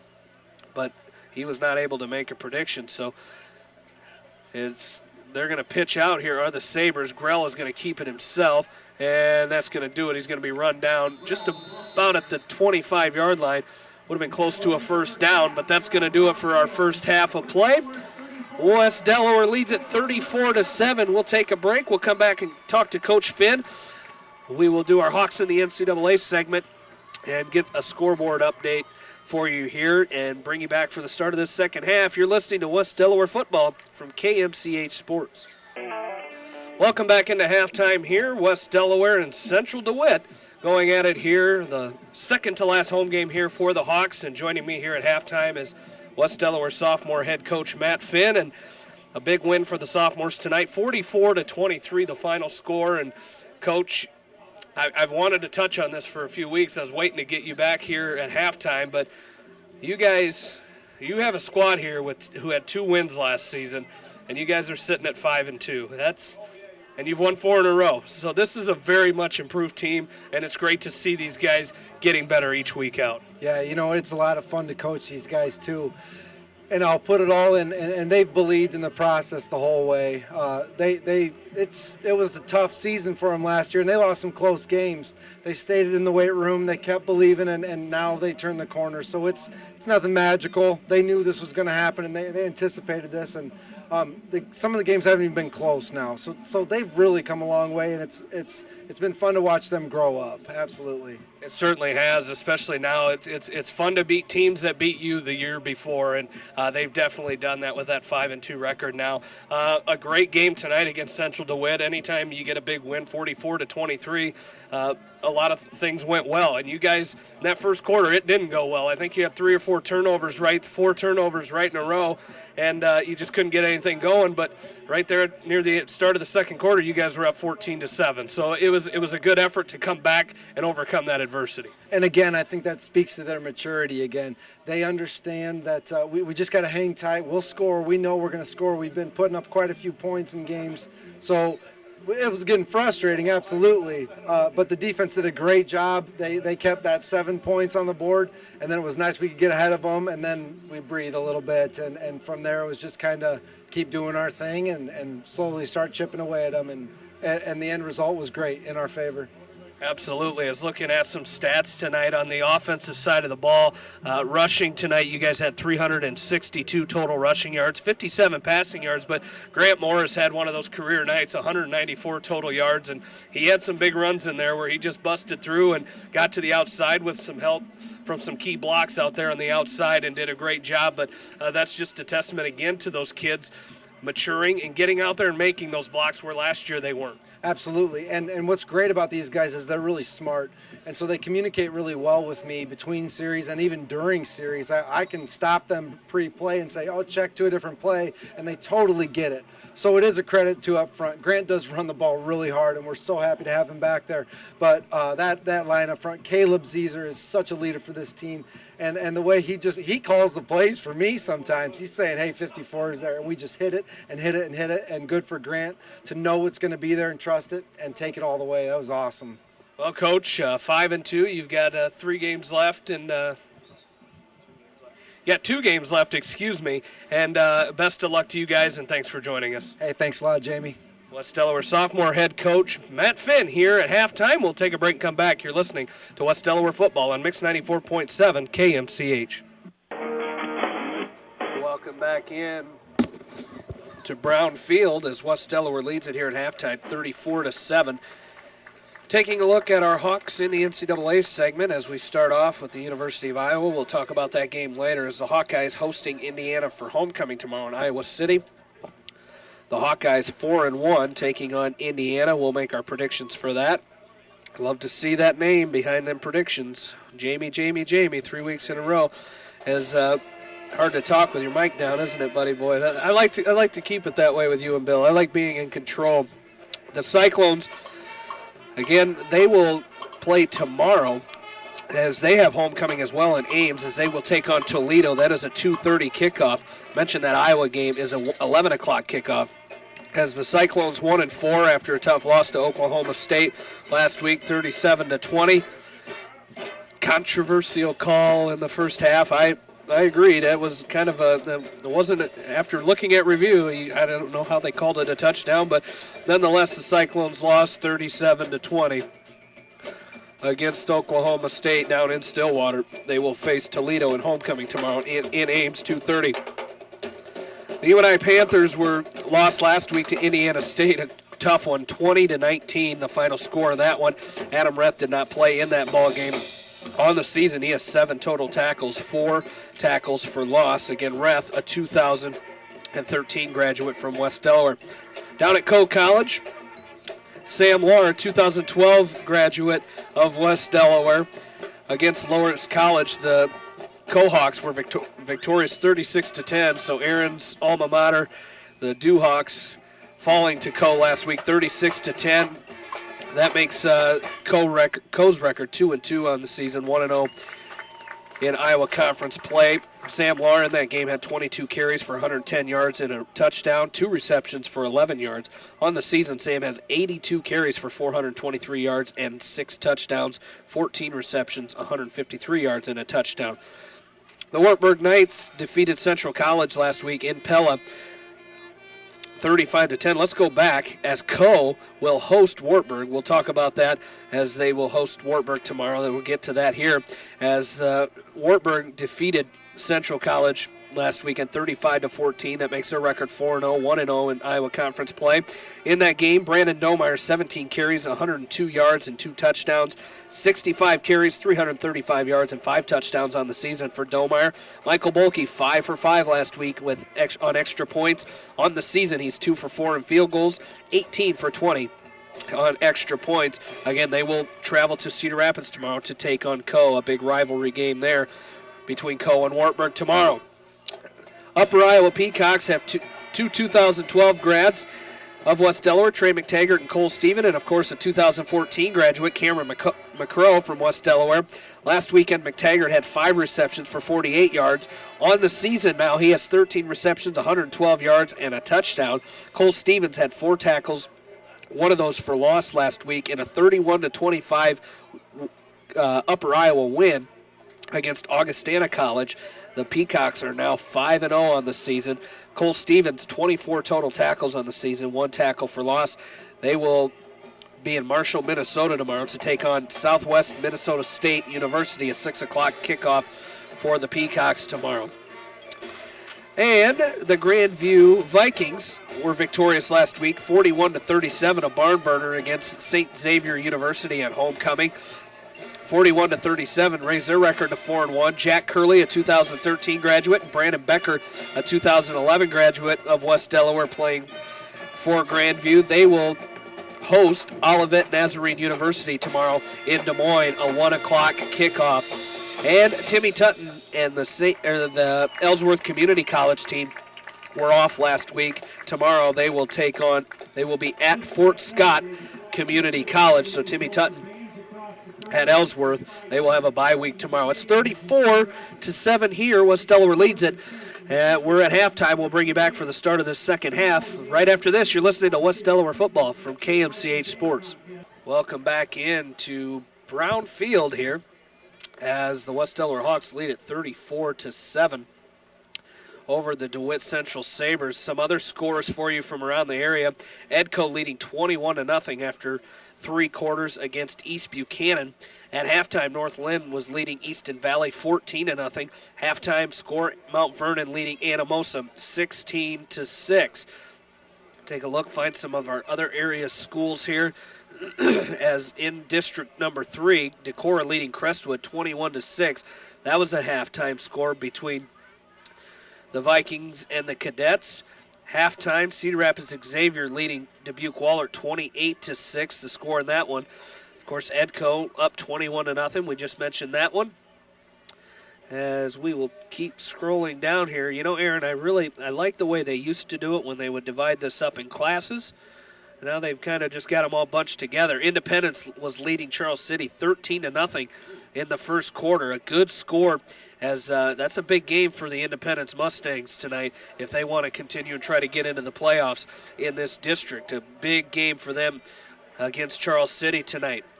As looking down through, find some more. Western Dubuque, it was 0-0. That game was in the second quarter as Western Dubuque taking on Marion. Cascade was leading Monticello 20-0 in the first quarter. As halftime, Solon leading Maquoketa 28-0, the score in that one.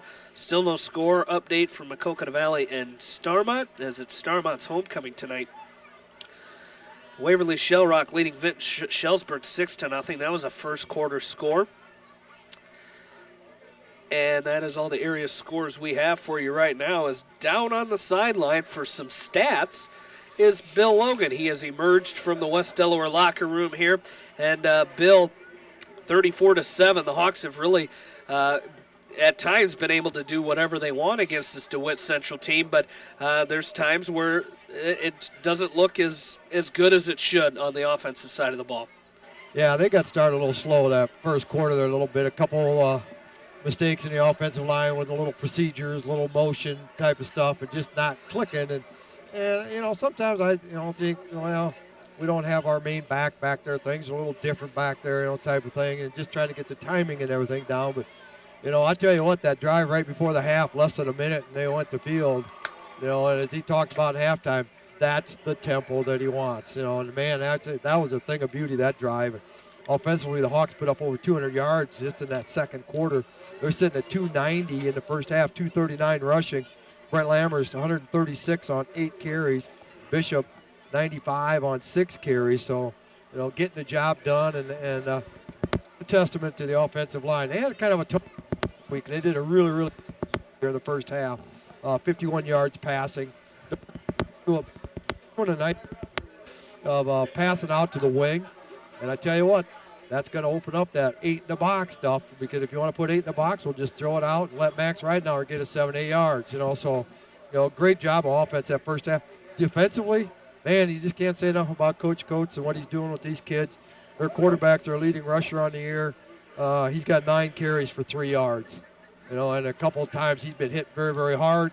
The one time where they had the penalty, but they didn't blow the whistle, he took a shot from Weber that time, and I don't think he's probably really, really anxious to carry that many more times tonight. So, the Hawks have done a nice job of bottling him up. 44 yards of rushing, 74 passing, 118 yards of offense for DeWitt in the first half. So, just a really, really good total effort here in the first half.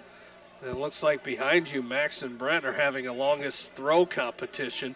As I don't think Max isn't faring so well, because Brent's standing flat-footed and throwing it. And Max had to take a couple steps to get it that far. So a nice little competition they're having down there. But a good first half for the Hawks. I about jumped you there when you said the Hawks started slow, because I don't think you can say the Hawks started real slow with a 92-yard kickoff return for a touchdown. Well, it was a little slower because DeAndre didn't get us straight up the field. He had to take a little angle. So he should have done it in about, let's see, what was the time on that? It took him 16 seconds. He should be able to run 92 yards in less than 16 seconds. So he was also saying down here he hoped he didn't have to do that again. So he didn't want to have to return another one. That was a long run, he said.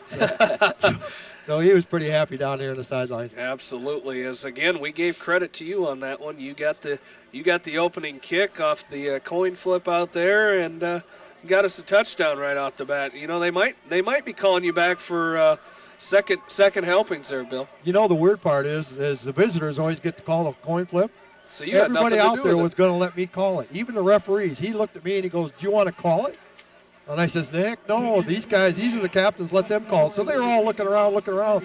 We called heads, and then finally they said, "Well, we should call it because we're the visitors." So they called tails and they lost. So, it was quite a little confusion there, but I think I had them baffled. That's all I try to do. Yeah. I'm not very fast, I'm not very smart, but I can baffle people. Well, there's a saying for that we probably can't say on the air here. You better not. I tell you what, we're about ready to kick this second half off. Thanks, Bill Logan, for his stats for the first half, as the Sabres will take this one back at about their own 17-yard line. It's going to be brought up, as that was Ryan Burke on the return for the Sabres. He brings it up to about the 30-yard line, and that's where Central DeWitt will start with it, 1st and 10. So we'll see what this Hawk defense can do, Aaron, as once again, just an outstanding defensive performance in that first half. And ever since that Western Dubuque game, this defense has just been clicking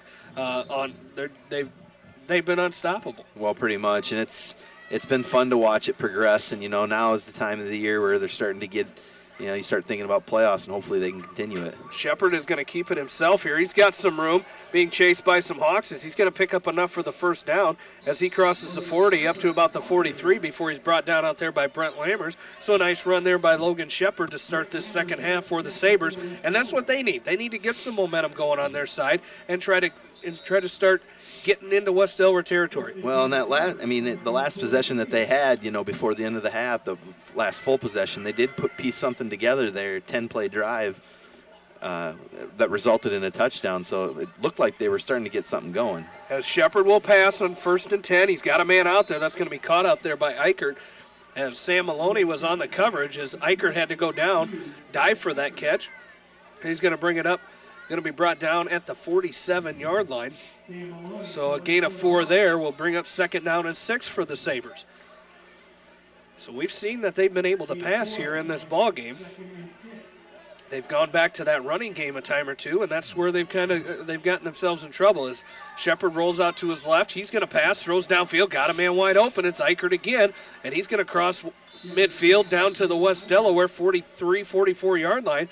And before he's brought down again, nice job there by the DeWitt Central Sabres as Austin Bishop makes that stop at the 40. They're going to mark at the 42-yard line. It'll be 1st and 10 DeWitt Central in West Delaware territory. Yeah, and if you're DeWitt Central, you got to figure, we got to get something going. We got to get something cooking here early, before West Delaware gets their hands on the ball. As they're going to pass out to the outside. This is Grell this time. He's going to be wrapped up. Max Ridenour is going to wrap him up to about the 42-yard line. It might have gained a yard there as just a quick wide receiver screen out there to Grell. Ridenour wrapped him up and brought him down after a short gain. It'll bring up 2nd down and 9 here for the Sabres. West Delaware leads it here. 34-7, 10-12 left to go in this 3rd quarter. So we'll keep an eye on some of those other scores. Western Dubuque tonight. Keep an eye on that game, as well as the Anamosa Raiders playing tonight, as this pass, a quick pass intended out across the middle, as he was looking for Gage Fuller, as Austin Bishop was on the coverage there. It'll fall incomplete and bring up 3rd down and 9 for the Sabres. So after they've gained a few yards, got into West Delaware territory, this drive has gone cold for DeWitt Central. And I about mentioned that it's getting a little chilly up here in the booth, as I had to put my coat on during halftime. Aaron put his gloves on. Bill's giving me the crybaby look down there on the sideline as Shepard looks to pass. He steps up, throws it out. Nice catch out there as he finds Cousins. He's going to be short of the 1st down. A big hit out there by the Hawks as Brent Lammers comes up and makes the stop there for West Delaware. And it's going to be about 3 yards short of the 1st down and bring up 4th down and 3. They have it down to the West Delaware 35-yard line. You got to figure, Jamie, down 4 scores. You're probably in that. Even though it is early in the second half, you're probably in that range where you're probably going to have to go for it and start taking some chances. As it's going to be 4th down for the Sabres. Shepard comes set. He's going to roll out to his right. He looks past, got a man wide open. That's going to be Olsen. He's going to be dropped immediately out there by Max Ridenour down to the 30-yard line of West Delaware as Ryan Olsen makes that catch. And that's good for a Sabre 1st down. Again, mentioned down at the West Delaware 30-yard line, 1st and 10 Sabres. 9:14 left to go in this 3rd quarter. West Delaware leading 34-7. We've seen Shepard, Jamie, if he's got time, and he's a pretty accurate passer if he's got the time to do it. And he's been a fairly good passer without time as well, as we've seen the pressure come and him get the ball away and make some good passes. As the ball is given to Grell here, he's going to gain a couple yards before he's brought down out there by Drew Cole and Adam Newhouse for West Delaware. A gain of 1 brings up 2nd down and 9 here for the Sabres. As Shepard again will come set. He's got 2 receivers split out each way, a couple of receivers in the slot as he's going to pass on 2nd down and 9. He's going to step up. Now he throws it away. Got a man out there. It's going to be tipped and falls to the ground as it was tipped out there by Sam Maloney. He was looking for Seth Eichert. Ball tipped out of Eichert's hands, or knocked away, by Sam Maloney as Brent Lammers just about came up to make the interception there, but it falls incomplete. It'll bring up 3rd and 9 for the Sabres. As the Hawks leading 34-7, 8:26 left to go in this 3rd quarter. The Hawks have not had the ball yet in the second half as DeWitt and Logan Shepard rolls out to pass. Got a man wide open. That's Eichert. He's down the middle. He's got it down inside the West Delaware 5. He's finally brought down by Ryan Solomon, but not before a huge gain out there. And the Sabres will have it 1st and goal down at the West Delaware 1-yard line. A great pass as Eichert got behind the secondary of the Hawks found himself wide open, and it'll bring up 1st and goal for DeWitt Central. As Shepard comes set under center, he's going to give it off to Grell, and he's going to be stuffed at the line as Brent Lammers comes up to drop him in the backfield as he got right back to the line of scrimmage before he was dropped, run backwards. It'll bring up 2nd down and goal here for the Hawks. Nice defensive stand there on 1st and goal for the Hawks. As we have another score update here, as Edco is going to be victorious tonight over East Buchanan, 42-0, the final score in that game. So the Vikings pitched the shutout against East Buchanan. As Shepard will drop back to pass here. He's got a man that overthrows his intended receiver, looking for Jacobs. As he brought Jacobs off of the tight end position, he just took off for the corner, and Shepard overshot his intended receiver. It'll bring up 3rd down and goal. And a good job by this Hawk defense so far, Jamie, on this goal line stand here. You know, Hawks they've had a couple of them this year where they've held the opponent on 1st and goal from the 1 or 2 yard line. So hopefully they can repeat that again this drive. So 3rd and goal. Shepard is going to hand off. He's going to push James Grell into the end zone, as it was one of those read options. And he saw the wide open lane for Grell, and he's going to go in for the 1-yard touchdown. So the Sabres close it a little bit here, as it's now 34-13 with 7:27 left to go in the 3rd quarter. As the Sabres will come on to attempt the extra point. It'll be Keegan Lass on to attempt, and his kick is good. It's 34-14. West Delaware leads it. 7:27 left to go 3rd quarter. We'll take a break and come back. You're listening to West Delaware football from KMCH Sports.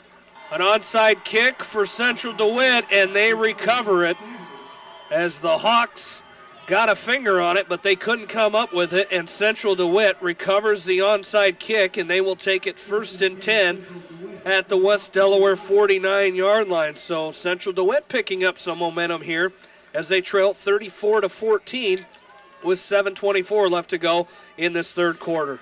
And a good call there by the Central DeWitt coaching staff, Jamie. You know what? At this point, what do you have to lose? Now they got the ball back here. Still a lot of time left in this 3rd quarter after a good drive there by the Sabres. They're going to throw on 1st and 10, as it's going to be almost intercepted, as it was knocked away out there by Max Ridenauer. Pass was intended out there for Ryan Olson. Ridenauer got a good jump on that ball, knocked it away. It'll bring up 2nd down and 10.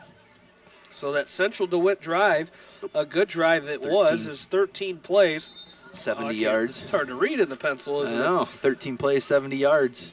Took 4:33 off the clock. Grell with the 1-yard touchdown run. Hawks still up, but now the lead's 34-14 with 7:20 to go here in this 3rd quarter. And Central DeWitt with the ball. It's 2nd down and 10. Shepard looks to pass as he's going to fall incomplete. A lot of hand fighting going on out there between Max Ridenauer and Ryan Olson, but that pass falls incomplete, and it'll bring up 3rd down and 10. So the Hawk defense, besides a couple plays where some receivers got loose, where we saw in that last drive, they've still played an outstanding ball game here in this this entire game. Don't tell Bill. As it's going to be 3rd down and 10. 3rd and 10 here for the Sabres as they come set to the line. As Shepard will pass, he throws out to the left side, as it was intended out there for Grell, coming up and just about had a good jump on that one. Anybody got a spare scarf? We need a scarf to the press box. We you know how they often say when 2 teams go at it, the gloves are coming off? Well, the gloves are going on up here in the press box. Bill, so. I got a cold, Bill. I got an excuse tonight. You're at least moving around down there. We're stuck in this nice box, the wind blowing through. I'm done making excuses as that pass falls incomplete. It'll bring up 4th down and 10 here for the Sabres. Looks like they'll punt it away as Shepard will drop back to punt this one away. And the Hawks not sending anybody back, thinking the Sabres are going to pass, and they do. Throwing it deep down the field, and it's going to be caught out there by Eichert. Nice catch by him, and he's going to break the Hawk defender, as on the coverage out there was Bishop. Bishop couldn't bring him down, and he's going to take it inside the West Delaware 5-yard line down to the 3. A great pass A great catch out there by Eichert on 4th down, and the Sabres convert, and it'll be 1st and goal. Excuse me, it's going to be down to, it's going to be the 3-yard line, 1st and goal from the 3. So another big play here, and DeWitt Central keeping that momentum going as they're going to fake the handoff. Shepard's going to keep it himself. He's going to be wrapped up. Max Ridenour comes up, and he's the first Hawk to meet him as Bennett Cole and Kyle McGrain also in on the stop there for the Hawks, helping out Max Ridenour, as it'll be 2nd down and goal from the 5-yard line. A loss of 2 there.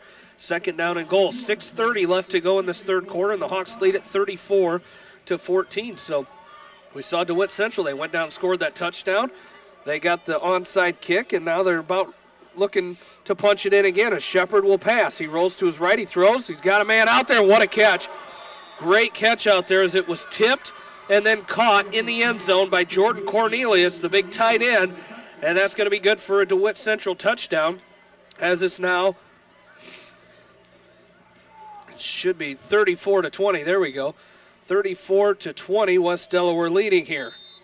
So another good drive there by DeWitt Central, and they've closed the gap even closer. Keegan Lass on to attempt the extra point, and that goes left, as it's going to be 34-20, our score. West Delaware leads it with 6:14 left to go, 3rd quarter. We'll take a break and come back. You're listening to West Delaware football on Mix 94.7 KMCH. Along with in-studio producer Paul Glaza, Jamie Vasky, Aaron Pleen, and Bill Logan back with you here, as West Delaware leads at 34-20. We'll see what they do this time, as they've gone down and scored quickly 2 series in a row, as Keegan Lass will kick this one off. DeAndre Daniels deep to receive for the Hawks. They may not kick it to him, as they're going to onside kick the other way.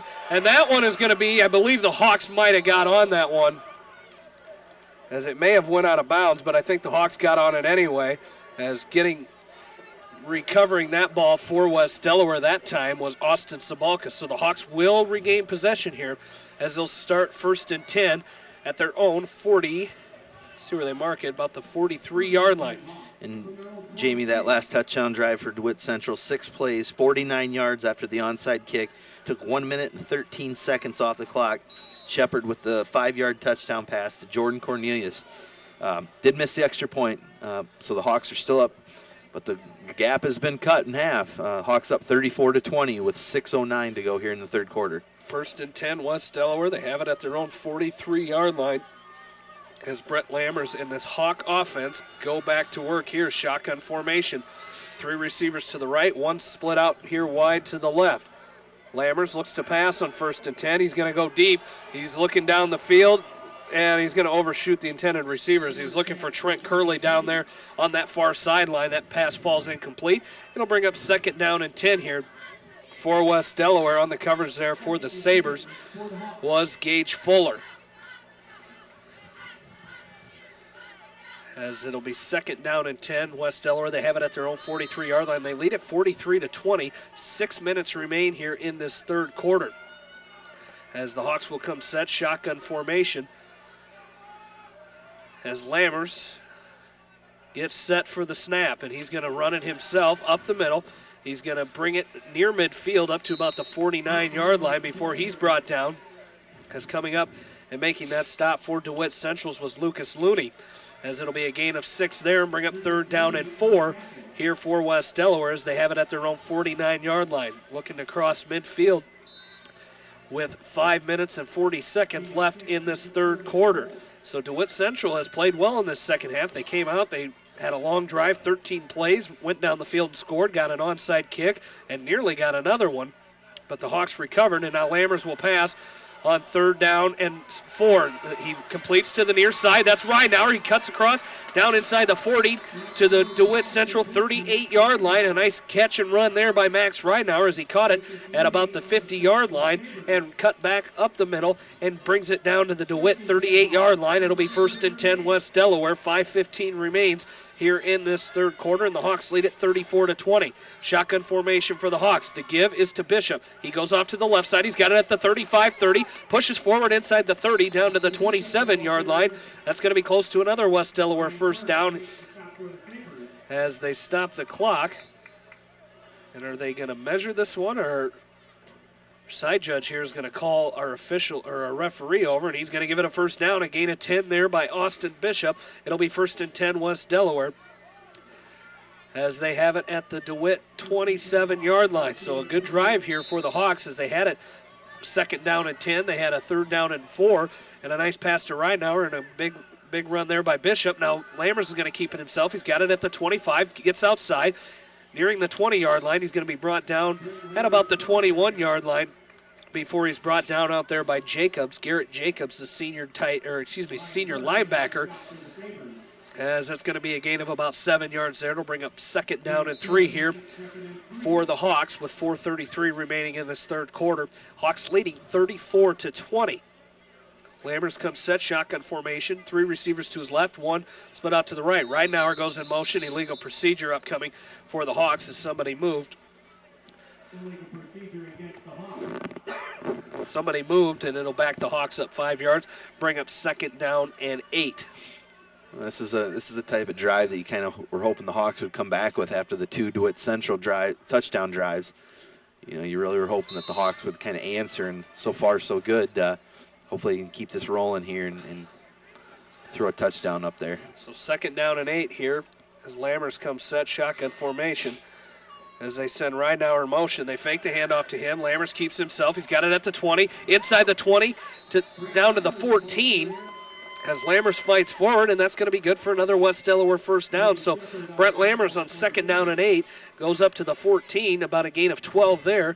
Is going to be good for a West Delaware first down. 1st and 10 Hawks to the 13, a gain of 13 there for Lammers. As 4 minutes remain in this 3rd quarter. The give this time is to Ridenauer, and something, I'm not sure if they had the change set. I was going to say, I don't know that the officials were ready yet. DeWitt Central calls a timeout. So the Sabres call a timeout with 3:54 left to go in this 3rd quarter. The Hawks lead at 34-20. We'll do the same and come back. You're listening to West Delaware football from KMCH Sports. Welcome back into Brown Field as the Hawks face a 1st and 10 from the DeWitt Central 13-yard line. 3:54 remains in this 3rd quarter after Central DeWitt calls a timeout. The Hawks will come set. Brent Lammers, shotgun formation. They send Ridenauer in motion. They fake the handoff. Lammers keeps it himself. He's got it at the 5, pushes forward into the end zone. Touchdown, West Delaware. Brent Lammers from 13 yards out, and the Hawks go up 40-20 with 3:41 left to go in this 3rd quarter. Stop the clock.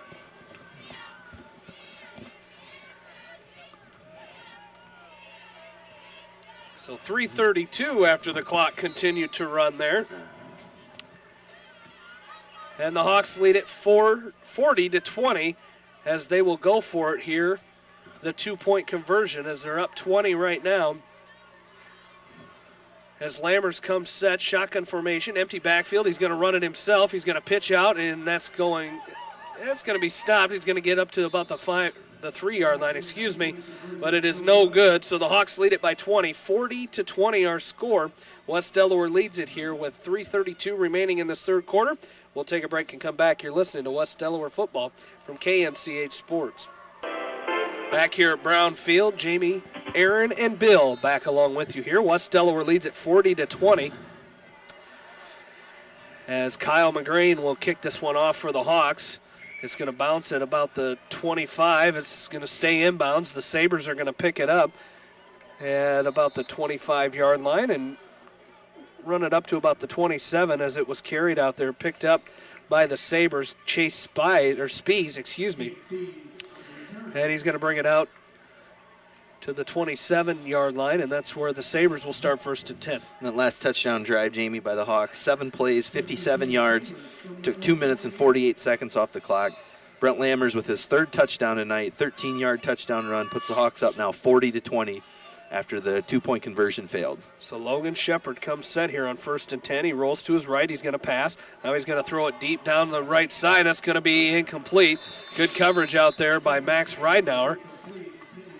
As Ridenauer kind of limping to get up, but he runs out, and he's going to run that one off as it was intended out there for Ryan Burke. Falls incomplete, and it'll bring up 2nd down and 10 here for the Sabres. So nice coverage out there by Max Ridenauer on the defensive side of the ball, and it brings up 2nd down and 10. 3:21 left to go in this third quarter. And the Hawks leading it 40-20 here as the Sabres have it 2nd and 10 from their own 28-yard line. As Logan Shepard comes back, he's going to set up shotgun formation here. 4 wide receivers at his disposal, and we're going to get a penalty marker as it looked like somebody on that front line jumped. And it's going to be illegal procedure against the Sabres. They'll bring up 2nd down and 15 now as they're going to back that one up to their own 23-yard line. Kind of cool, Jamie. I was just admiring. It's getting cold enough now out here at Brownfield. You can see the players' breasts, kind of like that old school Bears and Packers. Or Bills and Dolphins. As this pass by Shepard falls incomplete. I'm assuming that's in Buffalo because it certainly won't be in Miami. No, absolutely. That'll be in Buffalo. The old Dan Marino, Jim Kelly matchups that used to take place as that pass falls incomplete by Shepard. It's going to bring up 3rd down and 15 for the Sabres. They have it at their own 23-yard line. 3:16 left to go here in this third quarter. And the Hawks with a 40-20 lead. As a Bears fan, I sure hope Bills Dolphins come through this weekend against the Pack. They won't. As Shepard looks to roll, he rolls out to his right, looking to pass, throws down there. He's got Eichert out there at the 35. He's going to be run out of bounds as Brent Lammers was out there, and then Drew Cole came over to clean things up as they're going to mark it at about the 36-yard line. They're going to give it to him. It's going to be short of a first down for the Sabres, about 3 yards short. It'll bring up 4th down and 3 for DeWitt Central. Looks like they're sending their punt team in here. But I guess we saw a couple drives ago on 4th down and long. They completed a long pass to Eichert. So we'll see what they do here, as it looks like Shepard for now is going to punt this one away. The Hawks set up in their normal defense, not going to send anybody back. Shepard's punt is going to go out of bounds, and Coach Osler is going to muff the punt reception there on the sideline. It's going to go out of bounds at we'll see where he stops there, right at the 40-yard line. That's where the Hawks will start. 1st and 10 from their own 40-yard line. They lead it 40-20 here with 3 minutes remaining in this third quarter. So the Hawks looking to improve their record tonight to 7-0, and you heard John Swisher in our pregame show talking tonight. West Delaware in school history has had just 3 perfect 9-0 seasons, so if the Hawks can come out with a win here tonight, that would be one step closer to a 4th, as they have just Independence and Decorah remaining on the schedule this season. Pistol formation here for the Hawks as Lammers will pass on 1st and 10. He's going to throw it deep, looking for Curley down the sideline, overshoots him by a couple yards, and that'll fall incomplete. 2nd down and 10 upcoming for the Hawks as they have it again at their own 40-yard line. 2:53 left to go in this third quarter. As we take a look at some scores, North Lynn leading 14-0 over Easton Valley. That game in the fourth quarter. We mentioned Edco victorious tonight, 42-0 over East Buchanan. Anamosa, a fourth quarter lead, 23-16 over Mount Vernon. Dessert on the line as Lammers is going to keep this one himself. Fakes the handoff to Bishop. He's going to bring it up to about the 45-yard line. So a gain of 5 there for Brent Lammers. That'll bring up 3rd down and 5 for West Delaware. So Anamosa trying to hold on at home against Mount Vernon would set themselves up wonderfully in that district, as right now they are atop of that district. They still have to face Cascade, but doing a good job. Again, a very exciting time in Anamosa these past few weeks with the good season that the Blue Raiders are having. The fake to Bishop. Lammer's going to keep it himself here. He's going to push forward. He's going to be just short of the first down. I believe it's going to be dropped down at the 49-yard line. Coach Wink hollering out some instructions to that offensive line. And I'm not sure there's so much instructions or he's not happy what he's seeing right there on that 3rd down play. It'll be 4th and 1. It looks like the Hawks are going to go for it here on 4th and 1 as they lead 40-20. 2 minutes and 20 seconds left to go in the third quarter. Lammers comes set, shotgun formation. He's going to run it himself. He's going to pick up the first down, crosses midfield down to the DeWitt 46-yard line. Now he's going to get a little more of a push. Might give him to the 45 as they're wanting some the Hawk coaching staff and sideline and fans looking for maybe a late hit as the whistle's blew, and the Sabres continued out there, but it's going to be 1st and 10 West Delaware as they have it at the DeWitt Central 45-yard line. Lammers comes set, pistol formation, 3 receivers to his right, 1 to the left. He's going to throw here on 1st and 10. He throws out to the far side. Is that Putz out there? I didn't see the number right away. That is Putz, kind of on a little swing route there, and he's going to pick up enough for the West Delaware first down as he's going to carry deeper into DeWitt Central territory up to the 28-yard line. It'll be another 1st and 10 for West Delaware. And Brett gets some pretty good velocity on the balls when he throws them, and that one got to Dallin pretty quick, and then he was able to pick up a huge chunk of yardage. As another pass here for the Hawks is going to be caught by Max Reinauer, and he's going to pick up a first down inside the 15-yard line for Max Reinauer. Another West Delaware first down. So the Hawks continuing to move the ball here in this third quarter with just 1:44 remaining, and the Hawks with a 20-point lead. It's 40-20 as the Hawks will move down inside. Not quite to the 15. They're going to give him the 16. So 1st and 10 Hawks from the DeWitt Central 16-yard line as Lammers comes set. Shotgun formation. He's going to pass again. Throws out to the right side. This is going to be, the ball's on the ground, but it's going to go out of bounds. Because I believe that was Ridenauer on the catch for the Hawks. It was. He catches it and puts it on the ground, but it goes out of bounds.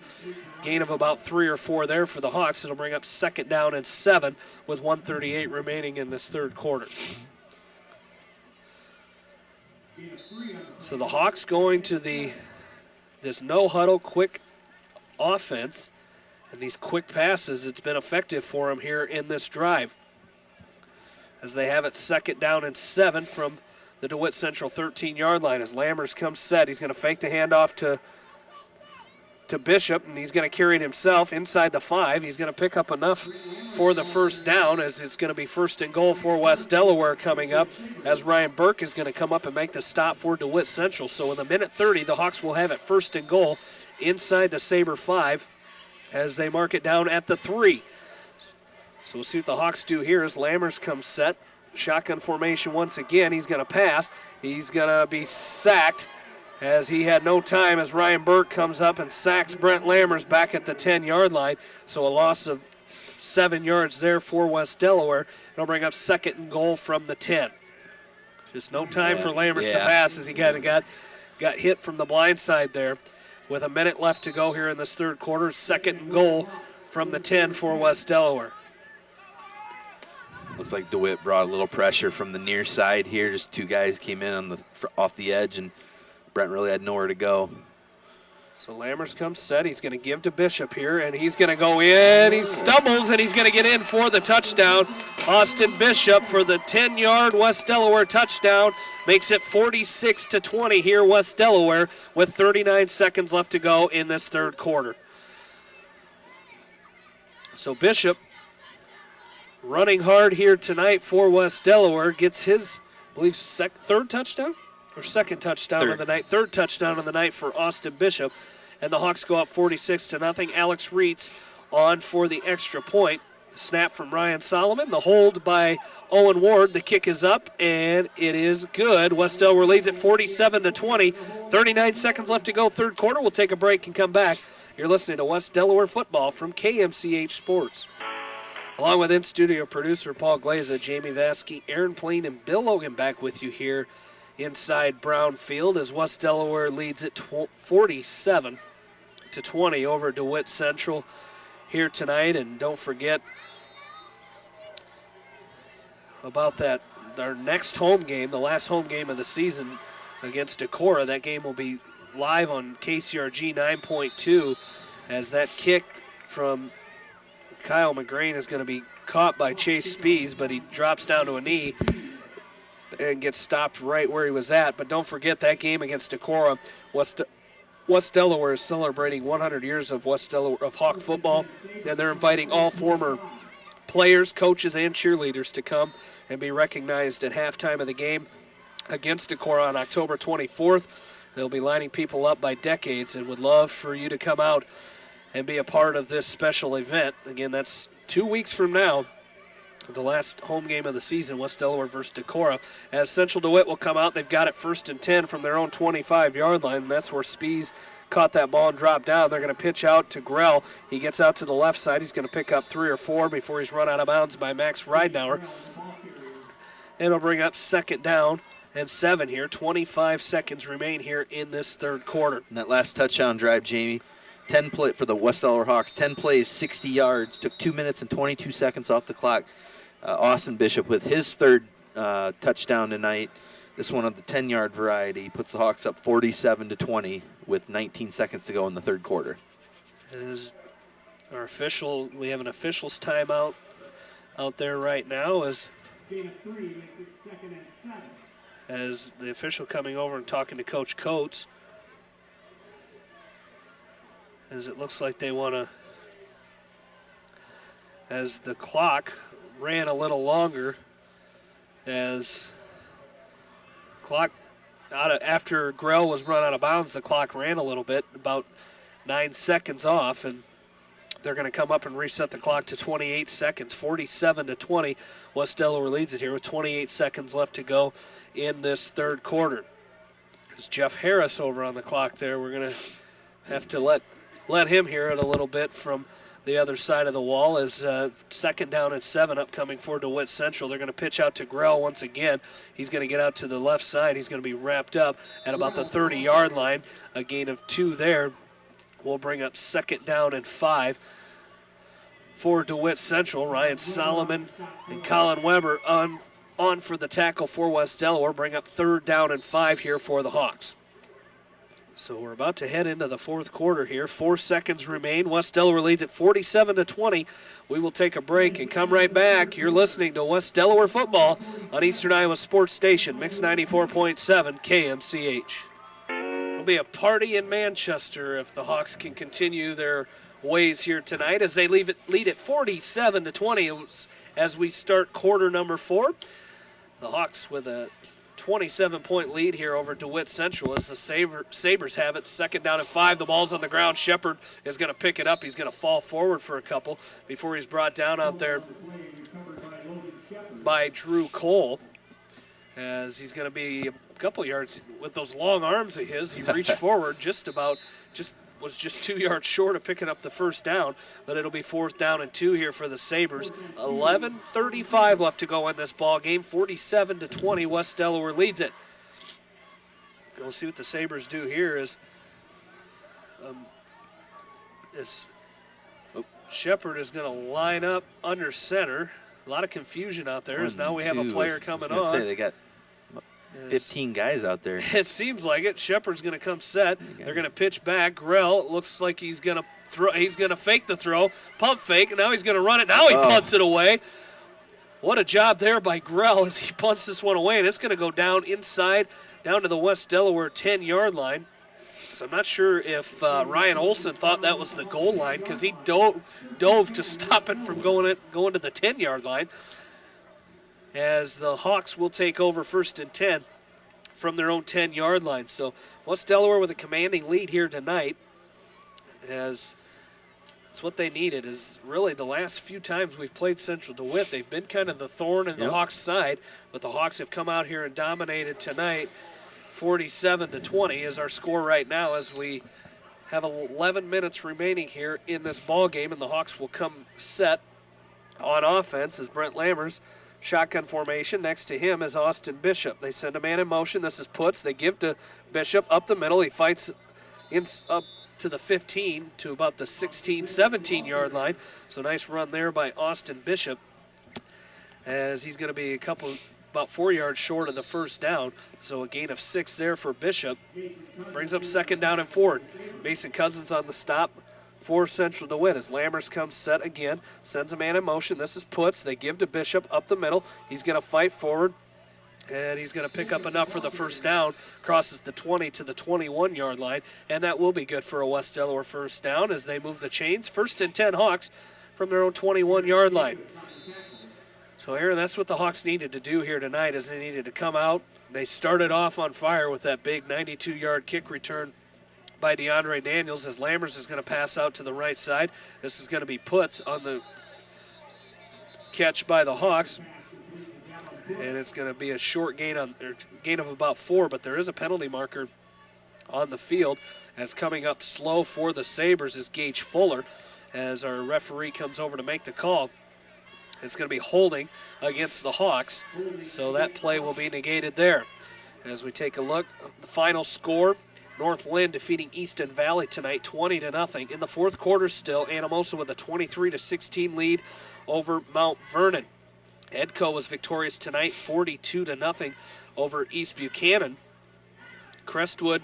Decorah leading Crestwood right now 43-14 the score in that one. Fourth quarter score, Xavier leading Wallach 41-21 as we're back to action here. 1st and 17. Lammers is going to run this ball and keep it himself. He's going to fight forward for a few yards up to about the 17. They going to spot him down at the 19-yard line, so a gain of 5 there. We'll bring up 2nd and 12 here for the Hawks. Just under 10 minutes left to go in this contest. As Independence leading Charles City 13-6. That game in the fourth quarter now, so Independence trying to hold off the Comets here and try to possibly punch their ticket into the playoffs here this season. At halftime, we had a score Clayton Ridge 6, MFL Marmac 6. At halftime, Western Dubuque led Marion 14-0. As we'll get back to those scores in just a bit. 2nd down and 12 upcoming for the Hawks. 9:28 left to go as Lammers is going to option to his right. He's going to keep it himself, cuts back, goes back across the middle to his left, and he's going to carry it up to about the 29-yard line. So that'll be a gain of about 10 yards there, and it'll be a couple yards short of a first down. 3rd down and 2 here for the Hawks. Maquoketa Valley with a 42-7 lead over Starmont. That game in the fourth quarter. Solon defeats Maquoketa tonight 42-0. And that is all the scores that we have right now, as the Hawks will run it here on 3rd and 2, and they're going to lose yards on that play, as Austin Bishop was the ball carrier there, as he's going to be brought down out there by Mason Cousins. And it'll be 4th and 2 here for West Delaware, and DeWitt Central is going to send a man back. It looks like the Hawks, see if the Hawks punt it away here. It's 4th down and 2 here for the Hawks, as they have it at their own 30-yard line. 8:25 left to go in this fourth quarter, and the Hawks leading it 47-20. Lammers awaits the snap as he will punt it away, and his punt is a good one. It's going to it's a really overshoot the head of Grell, and he's going to retreat to try to go pick it up, but he's not going to. He's going to decide better, as Trent Curley's going to come up and pick that one up at the DeWitt Central 13-yard line, and that's where the Sabres will start with it. 1st and 10. They trail 47-20. 8:05 left to go in this ball game. So the Hawks, if anything there, Aaron, they were able to eat some of the clock away here in this fourth quarter. Yeah, that's, at this point now, you have to figure that the Hawks are probably have this one on lockdown, up 27 with 8 minutes to go. But, you still want to play clean football, avoid the penalties, chew some clock, and get out of here, hopefully without any injuries and whatnot, and move on to Independence next week. So the Sabres will come set, shotgun formation. Logan Shepard looks to pass here on 1st and 10. He's going to throw it deep down the field. He's looking for, and he's going to have it. Eichert, what a catch over the shoulder. A perfect pass by Shepard. Great coverage by DeAndre Daniels, but he just threw it where only Eichert could get it, and it's going to be a 1st and 10 as they cross midfield to the West Delaware 49. Eichert coming into this game had great numbers anyway. He had 197 receiving yards. I'm not sure what he's got tonight, but he's going to be pushing that 300-yard mark by the end of the night for total receiving yards on this season, as it's 1st and 10 from the Hawk 49. Shepard looks to pass again, throws across the middle. Had a man out there. There's a penalty marker down as he was looking for Jacobs, as Garrett Jacobs was the intended receiver. He overshot him, and there is a penalty marker down at midfield. It's going to be a hold against DeWitt Central, so back them up 10 yards there. It'll bring up 1st down and 20. And the Mustangs victorious tonight, 16-14 over Charles City. So Independence help themselves out tonight as they win 16-14 over Charles City. Big win for the Mustangs and sets up a good game next week between the Hawks and the Mustangs. I think that puts Independence 4-3 on the year now. So we'll take a look at that after this play. As we come set, a bad snap. Shepard recovers it. He's looking for Eichert down the sideline, and he comes back and makes a great catch. Austin Bishop on the coverage, but again, Eichert made an effort. He came back for the ball, and he's going to catch this down to the West Delaware 29-yard line. Another big pass play to Eichert. Now I'm pretty sure he's probably over that 100-yard mark here tonight, as we will run the clock now, and the Sabres will start with it here. 1st and 10 from the West Delaware 29-yard line. Shepard, another bad snap. He handles it. Pressure coming, and he's going to throw out there. He's got Garrett Jacobs down to the 5. A 24-yard gain there for the Sabres. On the coverage again was Austin Bishop, as it's going to be 1st and goal for the Sabres down to the West Delaware 5-yard line. And Shepard has had a tough snap every time they've gone out of the shotgun here. He's had to either bend over and get it or jump up in the air, but he's completed those passes, and they now have it 1st and goal at the West Delaware 5-yard line. 7:24 left to go in this ball game, and West Delaware leading 47-20. Yeah, he's a big kid back there, 6'1", 6'2", so he's able to kind of see over the defenders. And they're going to pitch to Grell off to the left side. He's going to cut it back, and he's going to be stopped. As coming up to make the stop was Max Reinauer, as he got back to the line of scrimmage, and that's about it. 2nd down and goal here for the Sabres. Let's take a look at this district now. Independence raises their record to 3-2 on the season. That's only 5 games, so we're missing some. I'm sorry, overall 4-3 overall, and that'll make them 3-2 in district play. As we'll wait for Central DeWitt, as they're going to run another play here as Shepard looks to pass. Now he's going to tuck it and run. There's a push there by the Sabres as he's going to be brought down. He's going to be brought down short of the goal line. Is coming up and making that stop for West Delaware was Spencer Barron. As Barron comes and makes the stop down at the 1-yard line. It's 3rd and goal for the Sabres at the West Delaware 1. 6 minutes, 10 seconds remain in this contest. So Independence goes to 3-2. Charles City will drop to 2-2 in the district, but Independence will have that tiebreaker. So it'll be Independence will have that tiebreaker over Charles City as they defeat them tonight 16-14. As we're going to have a touchdown here for the Sabres, as Logan Shepard's going to keep it himself, and he's going to go in from 1 yard out for the Sabre touchdown. That's going to make the score now 47-26 here with 5:48 remaining in this ball game. So the Sabres again putting more points on the board here against this Hawk defense late in this ball game. And a lot of it's been through the air, Jamie. We talked about it tonight. We said, we talked about it earlier when we said, if DeWitt Central is going to do anything, they're probably going to have to do it through the air, just because the Hawks have kind of got that running game dialed in, and they've done a good job of shutting that down tonight. So, credit DeWitt Central. They came out and they knew they had to adjust on the fly, and they've done it. And fortunately, the Hawk offense has kind of picked things up too, and have put a solid number up tonight, 47 points. So it's it's football. It's the way it goes sometimes. Keegan Lass's extra point is good.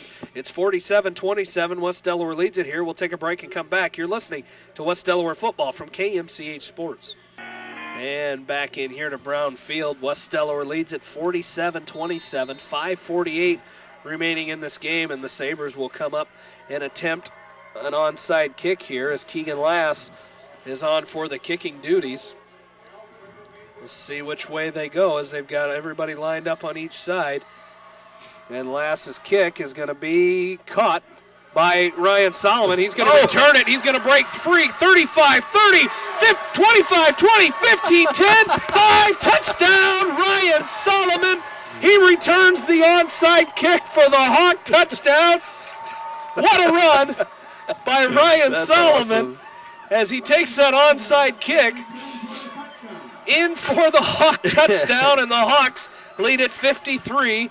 to 27. Oh, man. I've been giving him a hard time because we haven't seen that big play that he had against Independence last year when he had that pick six. He said he was looking for something similar, and that'll do it as he returns that onside kick for the touchdown, does Ryan Solomon. Again, I say he's the fastest center that West Delaware's had in a long time. How long, Jamie? Since? Not since Tony Marbach. He's much faster than Tony was. As Alex Reed's on for the extra point is good. It's 54 to 27. West Delaware leads. We'll take another break and come back. You're listening to West Delaware football from KMCH Sports. Welcome back into Brown Field as the Hawks lead it 54 to 27 after the onside kick return by Ryan Solomon, as the kick there by Kyle McGrain is a short one. Similar to what we saw, I believe, was at Makokata when we had a kick kind of go off the side of or hit off the side of the ball and looked like an onside kick, but the Sabres are going to recover it here at their own 36-yard line as they will take over 1st and 10 as the Hawks lead it 54 to 27. 5:37 left to go in this ball game after the onside kick return, about 50 yards by Ryan Solomon as he picked it up and took it to the house. And the Hawks lead at 54-27 as that's a bad snap. We mentioned that before as he's going to roll out and pass, and that's going to be intercepted as Brent Lammers comes up with the interception of Logan Shepard. Shepard rolled out to his right after he went back and retrieved that ball, and he throws it, and Lammers dives and picks it off. Lammers dives and picks it off, and the Hawks will take over 1st and 10 from the DeWitt Central 47-yard line. Yeah, just a great Bill, you got to get. Oh, he can't. A great individual play by Lammers there, just diving in front of the receiver and picking it off. Brent's had a great evening on both sides of the ball, Jamie, both offensively and defensively. So the Hawks will come out here 1st and 10 from the Sabre 47-yard line. And Brent Lammers is going to send Dallin Putz in motion. They hand off to Putz. He's got it back at the line of scrimmage. He's going to pick up 4 or 5 there. Is Dallin Putz. He'll bring up 2nd down and 5. 5:20 left to go in this 4th quarter. As have a little bit of a problem down there, Aaron. Bill, I'm not sure if his radio ran out of batteries down there, but he might have to. It might be a DQ for the picks tonight, so that might leave him wide open for me. As we'll have to get that figured out before this game comes to an end, as they're going to pitch out to Putz, throw out to Putz on the near side of the field. He brings it inside the 40 down to the DeWitt Central 36-yard line. Down to the 36-yard line. And that'll be good for a West Delaware 1st down.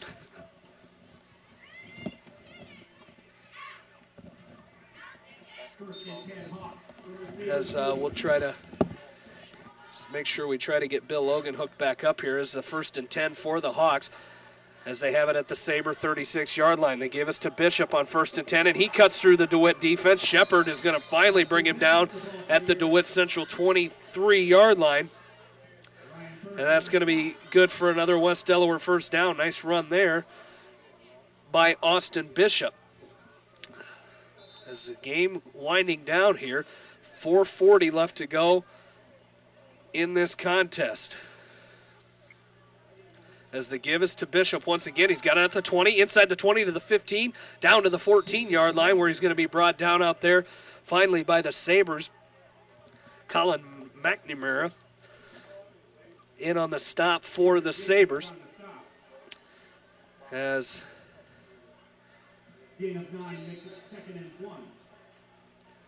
the Hawks will have it 2nd and 1, a 9-yard run there by Austin Bishop. They give it to Bishop once again. He's got it at the 10, cuts to the outside. He's got it at the 5. He's going to go in for the Hawk touchdown. He fumbles, but they're going to give it to him anyway.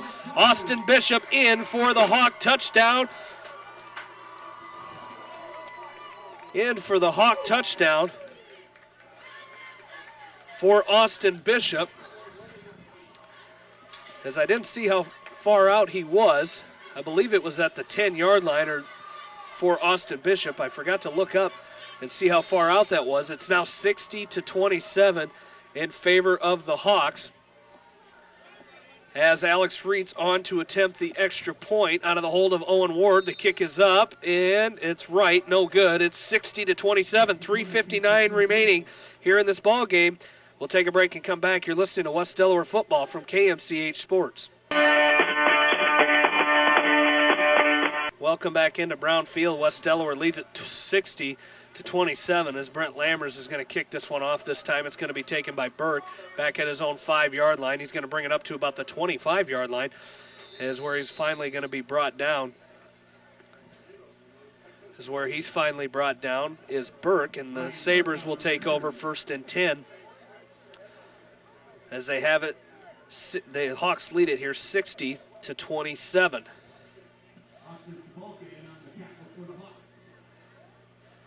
So the Hawks with a 60-27 lead here.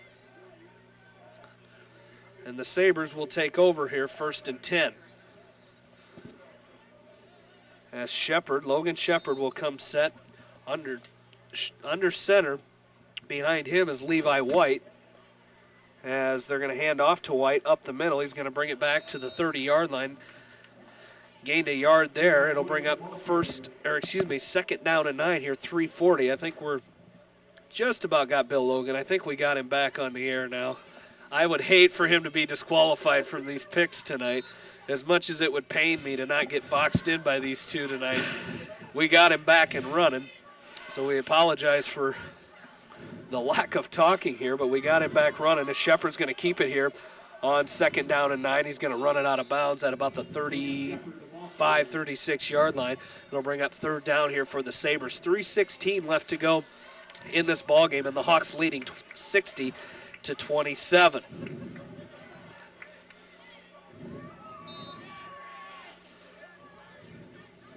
So the Hawks doing a great job on defense once again here tonight, as the Sabres will have a 3rd and 4 upcoming here from the from their own 36-yard line. Again, we'll go through some scoreboard updates here after our game. We'll talk to Coach Winkowicz. We'll make our Iowa predictions, and we'll get you on your way for this Friday night, as we'll send you down to Anamosa with John Swisher and Brett McNamara, a 1999 graduate of Anamosa, the Blue Raiders. We'll have to check that score and keep an eye on that one, as a big game down there in Anamosa and Jones County tonight. And that's kind of, Swish said, it's 2 weeks in a row covering them, but I tell you what, with what they're doing down there, you have to, as they really are one of our teams looking to get into the playoffs and solidify their spot near the top, as they were victorious tonight, 23-16 over Mount Vernon.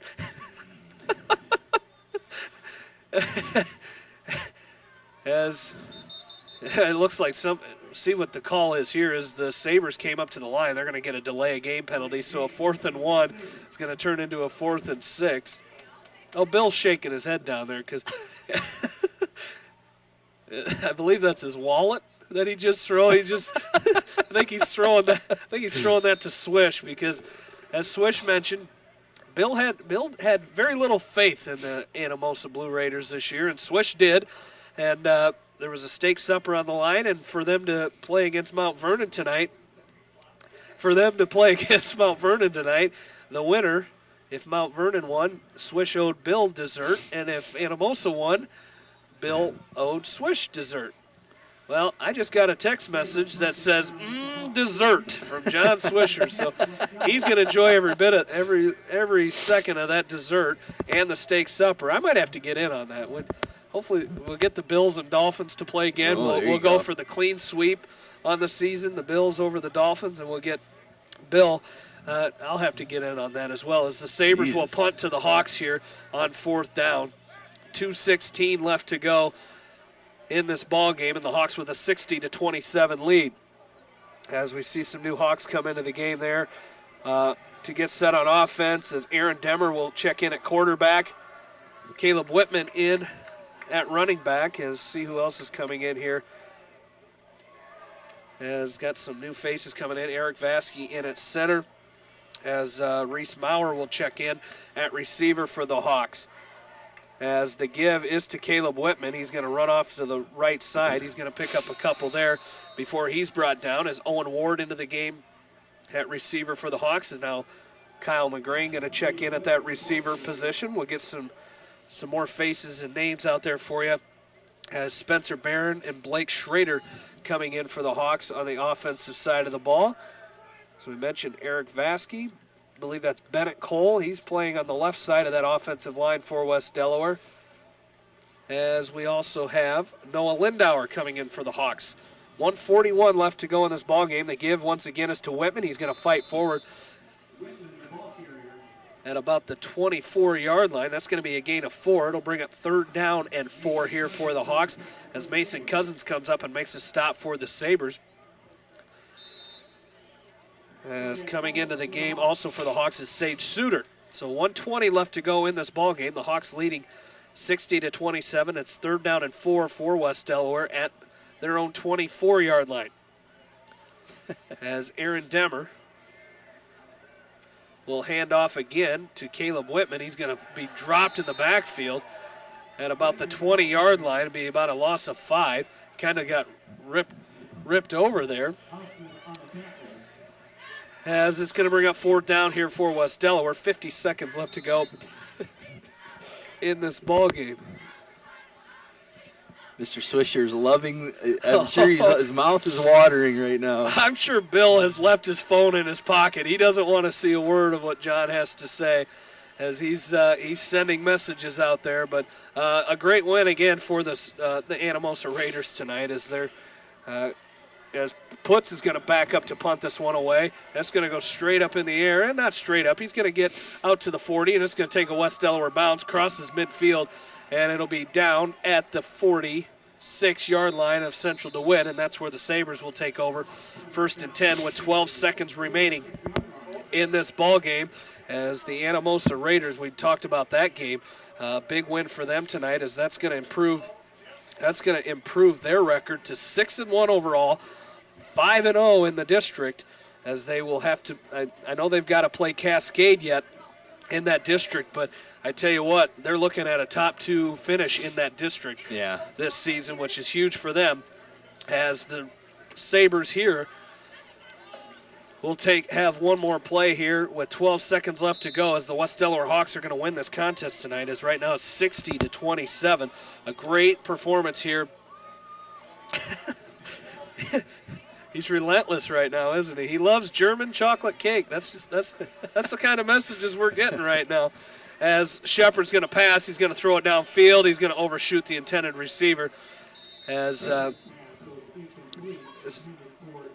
he was looking for Fear Divas, and there's 5 seconds remaining here in this ball game. It's 2nd down and 10 here for the Sabres.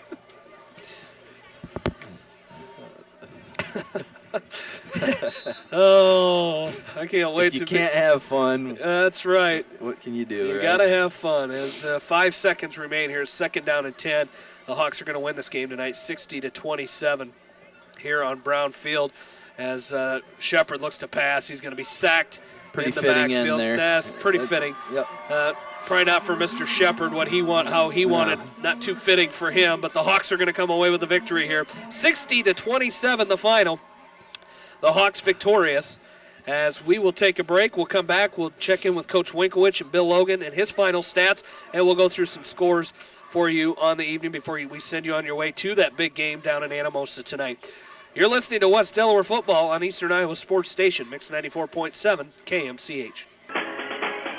Back here at Brown Field, the Hawks victorious tonight, 60-27, as we'll take a quick scoreboard update here before we catch up with Coach Winkowicz and Bill Logan.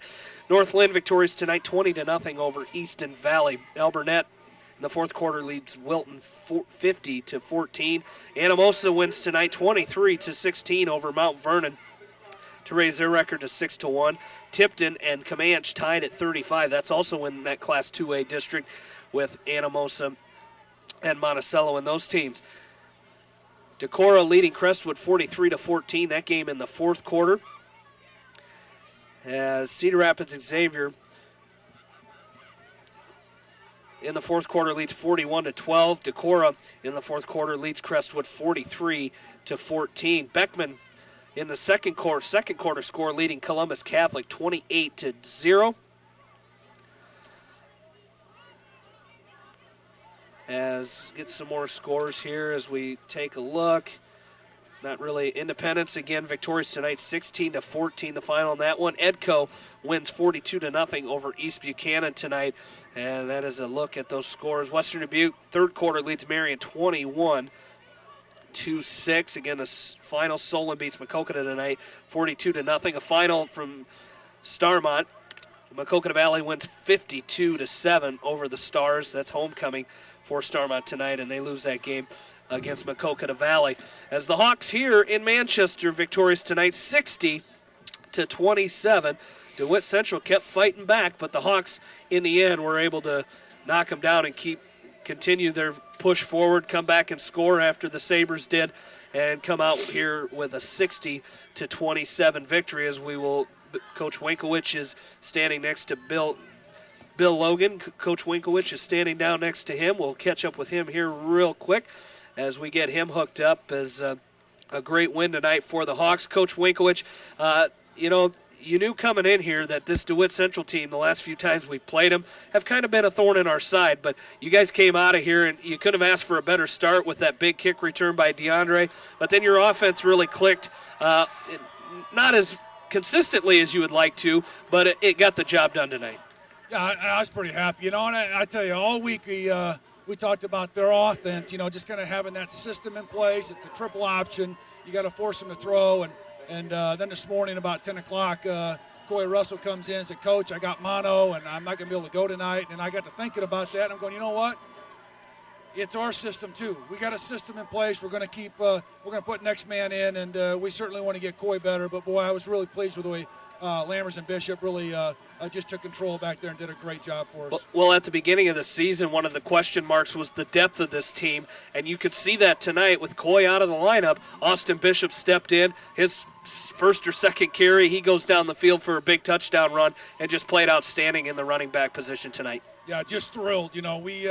It was that situation where we knew we had to go next man in. You don't have a choice, and I know he wasn't feeling real well all week, Coy, and we just fortunately got Bishop a few carries this week in practice, and I think that's another learning, moment for us, and to understand that we got to make sure we're getting those other guys reps in practice and make sure that everybody's ready every Friday. And I was pleased. I thought defensively, when you can make them throw the football, and I know they did it pretty well, but you know what? They didn't want to do it. And we really felt like we had control of that game, and we're just very proud of these guys. And the big passes that they had, Coach, it was good coverage by your defenders. Shepard just did a great job of threading the needle and getting those balls in there. Boy, no doubt. I mean, there was a couple times I'm not sure how he got it in there. I thought our kids really did a pretty nice job defensively, and that's one of those things that sometimes that thing is gonna slide in there, and sometimes they're gonna knock it away. So you just got to keep playing. Absolutely. Well, we've got Coy tuned in tonight. I'm sure it was hard for him, but we wish him the best and wish you guys the best moving forward. Absolutely. Thanks, guys. All right, Coach Winkowicz, head coach of the West Delaware football team, joining us here as the West Delaware Hawks defeating Central DeWitt tonight 60-27.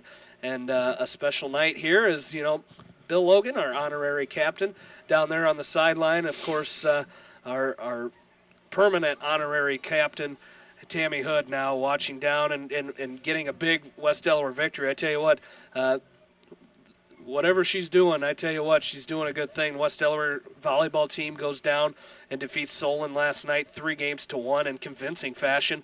Had one letdown there in game number 3, but other than that, they played outstanding. And here tonight, the Hawks win at 60-27. Just an outstanding performance, and a great win by these Hawks. And our honorary captain tonight down on the sideline, we got him hooked back up because I was not giving him an excuse to not pick this game for tomorrow. But Bill, first things first, a good win by the Hawks here tonight. Well, the nice part about it is Coach talked about it. They talked about it on the sideline all here tonight. We all miss Coy Russell, an all-state running back that's got some big numbers to go. But boy, did the next guys in just step in, and you really didn't miss much of a beat tonight. So a testament to Austin Bishop coming in the job, and the offensive line was just outstanding tonight. I thought they struggled last week, but a tremendous job tonight and put up just shy of 500 yards again tonight. So, an outstanding night tonight by the Hawks. Well, it certainly was, and coming in here, without Coy Russell, how are they going to respond? And like we talked with Coach Winkowicz, Austin Bishop gets the first carry he sees, or second carry, and runs down the sideline for a big run. So really, and you mentioned it, that offensive line, they struggled last week, and that was obvious against a very good Charles City team, but they really responded to that tonight. They did, and got a little speech here after the game tonight that next week is Independence Super Bowl. They won again tonight. They beat Charles City. So Independence is trying to claw their way into that playoff picture, and they just kind of muddied that up a little bit down in there. So, Hawks are going to have to put together another great game plan and to come out with the same kind of effort here tonight. Absolutely. Some final stats on the game for us tonight, Bill? Offensively for the Hawks, 38 carries for 386, over 10 yards a carry. Lammers with 208 yards on 19 carries, and Bishop with 164 on 14 carries. So, a 1-2 punch there that's just not going to be denied tonight. Passing 11 out of 19 for 106, so 492 offense tonight by the Hawks, and they only had 87 of those in the first quarter. So, tremendous job from then on. Defensively, and this is where the Hawks really, since that first game, they've really melded together here and done a tremendous job. 39 carries for 71 yards, less than 2-yard carry by a team that's their strength, is running that option offense. And their quarterback, 15 carries for 22 yards. So they really bottled him up, did a tremendous job on him tonight. Passing, no, he went a little crazy, but he threw up some passes there that, the receivers just made some great catches on. You can't fault the defenders on a lot of those. They caught a long fourth down on the old fake punt. 18 out of 34 with one pick for 287 passing. So they had 358 yards tonight. A lot of yards, but, some of those were just on a lot of long plays that they just threw out there. And, you're going to have some of that kind of stuff. But the game was never really in doubt. Like there right in the third quarter where they scored a couple times on the onside kick and stuff. But the Hawks did what they needed to do. Well, I think too, Bill, let's not forget the Hawks, you try and play an overall well-rounded game offensively and defensively. Let's not forget the Hawks scored 2 touchdowns on kickoff returns on the special team side too. So, if you're Coach Winkowicz, you got to figure the defense played well, the offense stepped up even without Coy in there, and the special teams scored 2 touchdowns. So overall, yeah, like you said, factor in the 500 yards of offense, it was a pretty good night to be a Hawk. Well, it was, and they were talking tonight. That's probably a record. I don't know that we could probably even look that one up. Or 2 kickoff returns for a touchdown in the same game. That's pretty Look at impressive. the stat, man. Well, I'll look at. I don't think there's anything in the book about that. So, but what an impressive deal. And Solly, he got touchdowns last year. That was his goal. He's a center. I'm a linebacker. I got to score somehow. And, man, was he a happy camper on the sideline here tonight getting that kick return. So, tremendous job by those guys tonight. I was just gonna ask you, was there any chatter down there about moving him back to kickoff and punt returns? Yeah, there should be, shouldn't there? Oh, man. He would just relish. His eyes would be around as lollipops. He would sit there and go, woo. Well, it'd be awesome to see him back there. That I got quite a look last year when I said he was the fastest center West Delaware has had in a long time. And well, that was without question. Yeah, that's what I said. But I got a dirty look last year. But yeah, well, he's not here right now. Yeah, he probably left early. He was He's probably listening. cold or something. Well, he was standing down there by the concession stand. Imagine that. Yeah. His favorite spot. All right, buddy boy. Moment of truth here. All right, the Hawkeyes and the Hoosiers tomorrow, 11:01 a.m. kickoff from Kinnick Stadium. I suppose I gave you guys a week off to really gather yourselves and maybe come up with a little better predictions. That was nice of you to call the Big Ten and put a bye in there. Yeah, you're very welcome. I had to give you guys something. This was just getting unfair. But I tell you what, Aaron and I were talking up here, and we'll see if he goes with what he said to me earlier, because I have to agree with him. The Hawks do not want to get into a shootout.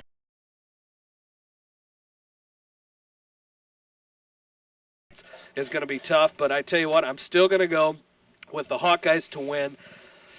Even though it will be somewhat of a shootout, I'm going to go 31-28 Iowa. Ooh. So have at it, boys, because I'm sure this is going to turn into the Price is Right, where I say 750, you go 751, 749, you know. So I'm gonna go 31-28. Well, Bill, I'll go next, and I don't know if you're gonna go high or low. I'll Say what you said earlier. No. There'll be no shame. No, because after watching tonight, DeWitt always has the last 4 or 5 years has given the Hawks, they've just kind of been a thorn in our side. And Indiana's the same way with Iowa. They're just kind of a thorn in our side. But the Hawks got it done tonight. I've changed my mind. I'm back on it. Iowa 38, Indiana 34. What was that? Iowa 38, Indiana 34. Wow. Are you going to call your buddy and tell him? No. Exactly. No. Aaron told me Indiana 34-31 earlier tonight, so. That's a lot of points, guys. Okay. Well, take the low then, buddy. Because That's a lot of points. Aaron went above me. Those scores sound like you guys are talking shootouts. Well, remember, I don't think Iowa can score 31 points. So even though you guys are, I was going to low you anyway when I heard you say 31. We can't go 31. No, probably not. And I'm not real comfortable covering only a 3-point spread either. Yeah, I agree there. I'm going to say,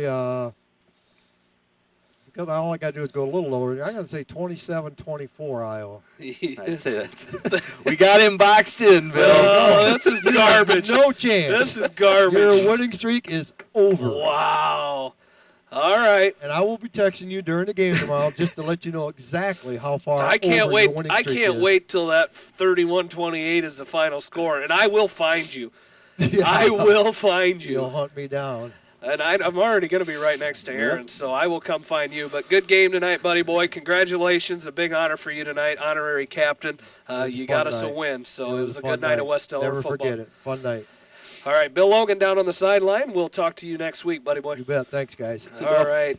As that's going to do it for us, we'd like to thank the sponsors of West Delaware football here on KMCH. Halloween is approaching. You need to get that candy for the trick-or-treaters. We encourage you, when you go to get that candy, to please shop locally. I'd like to thank Paul Glaza for running the boards for us this evening. And most of all, thank you, the listeners. For my partners, Aaron Plain and Bill Logan, this is Jamie Vasky saying good night from Brownfield in Manchester, Iowa. Once again, the final. The West Delaware Hawks 60, the DeWitt Central Sabres 27. You've been listening to West Delaware football on Eastern Iowa Sports Station, Mix 94.7 KMCH. Stay tuned for the area online and playback game of the week as Anamosa tries to remain atop Class 2A District Number 4 as they host Mount Vernon. And with the call of the game, along with former Blue Raider and 1999 grad Brett McNamara, here's John Swisher.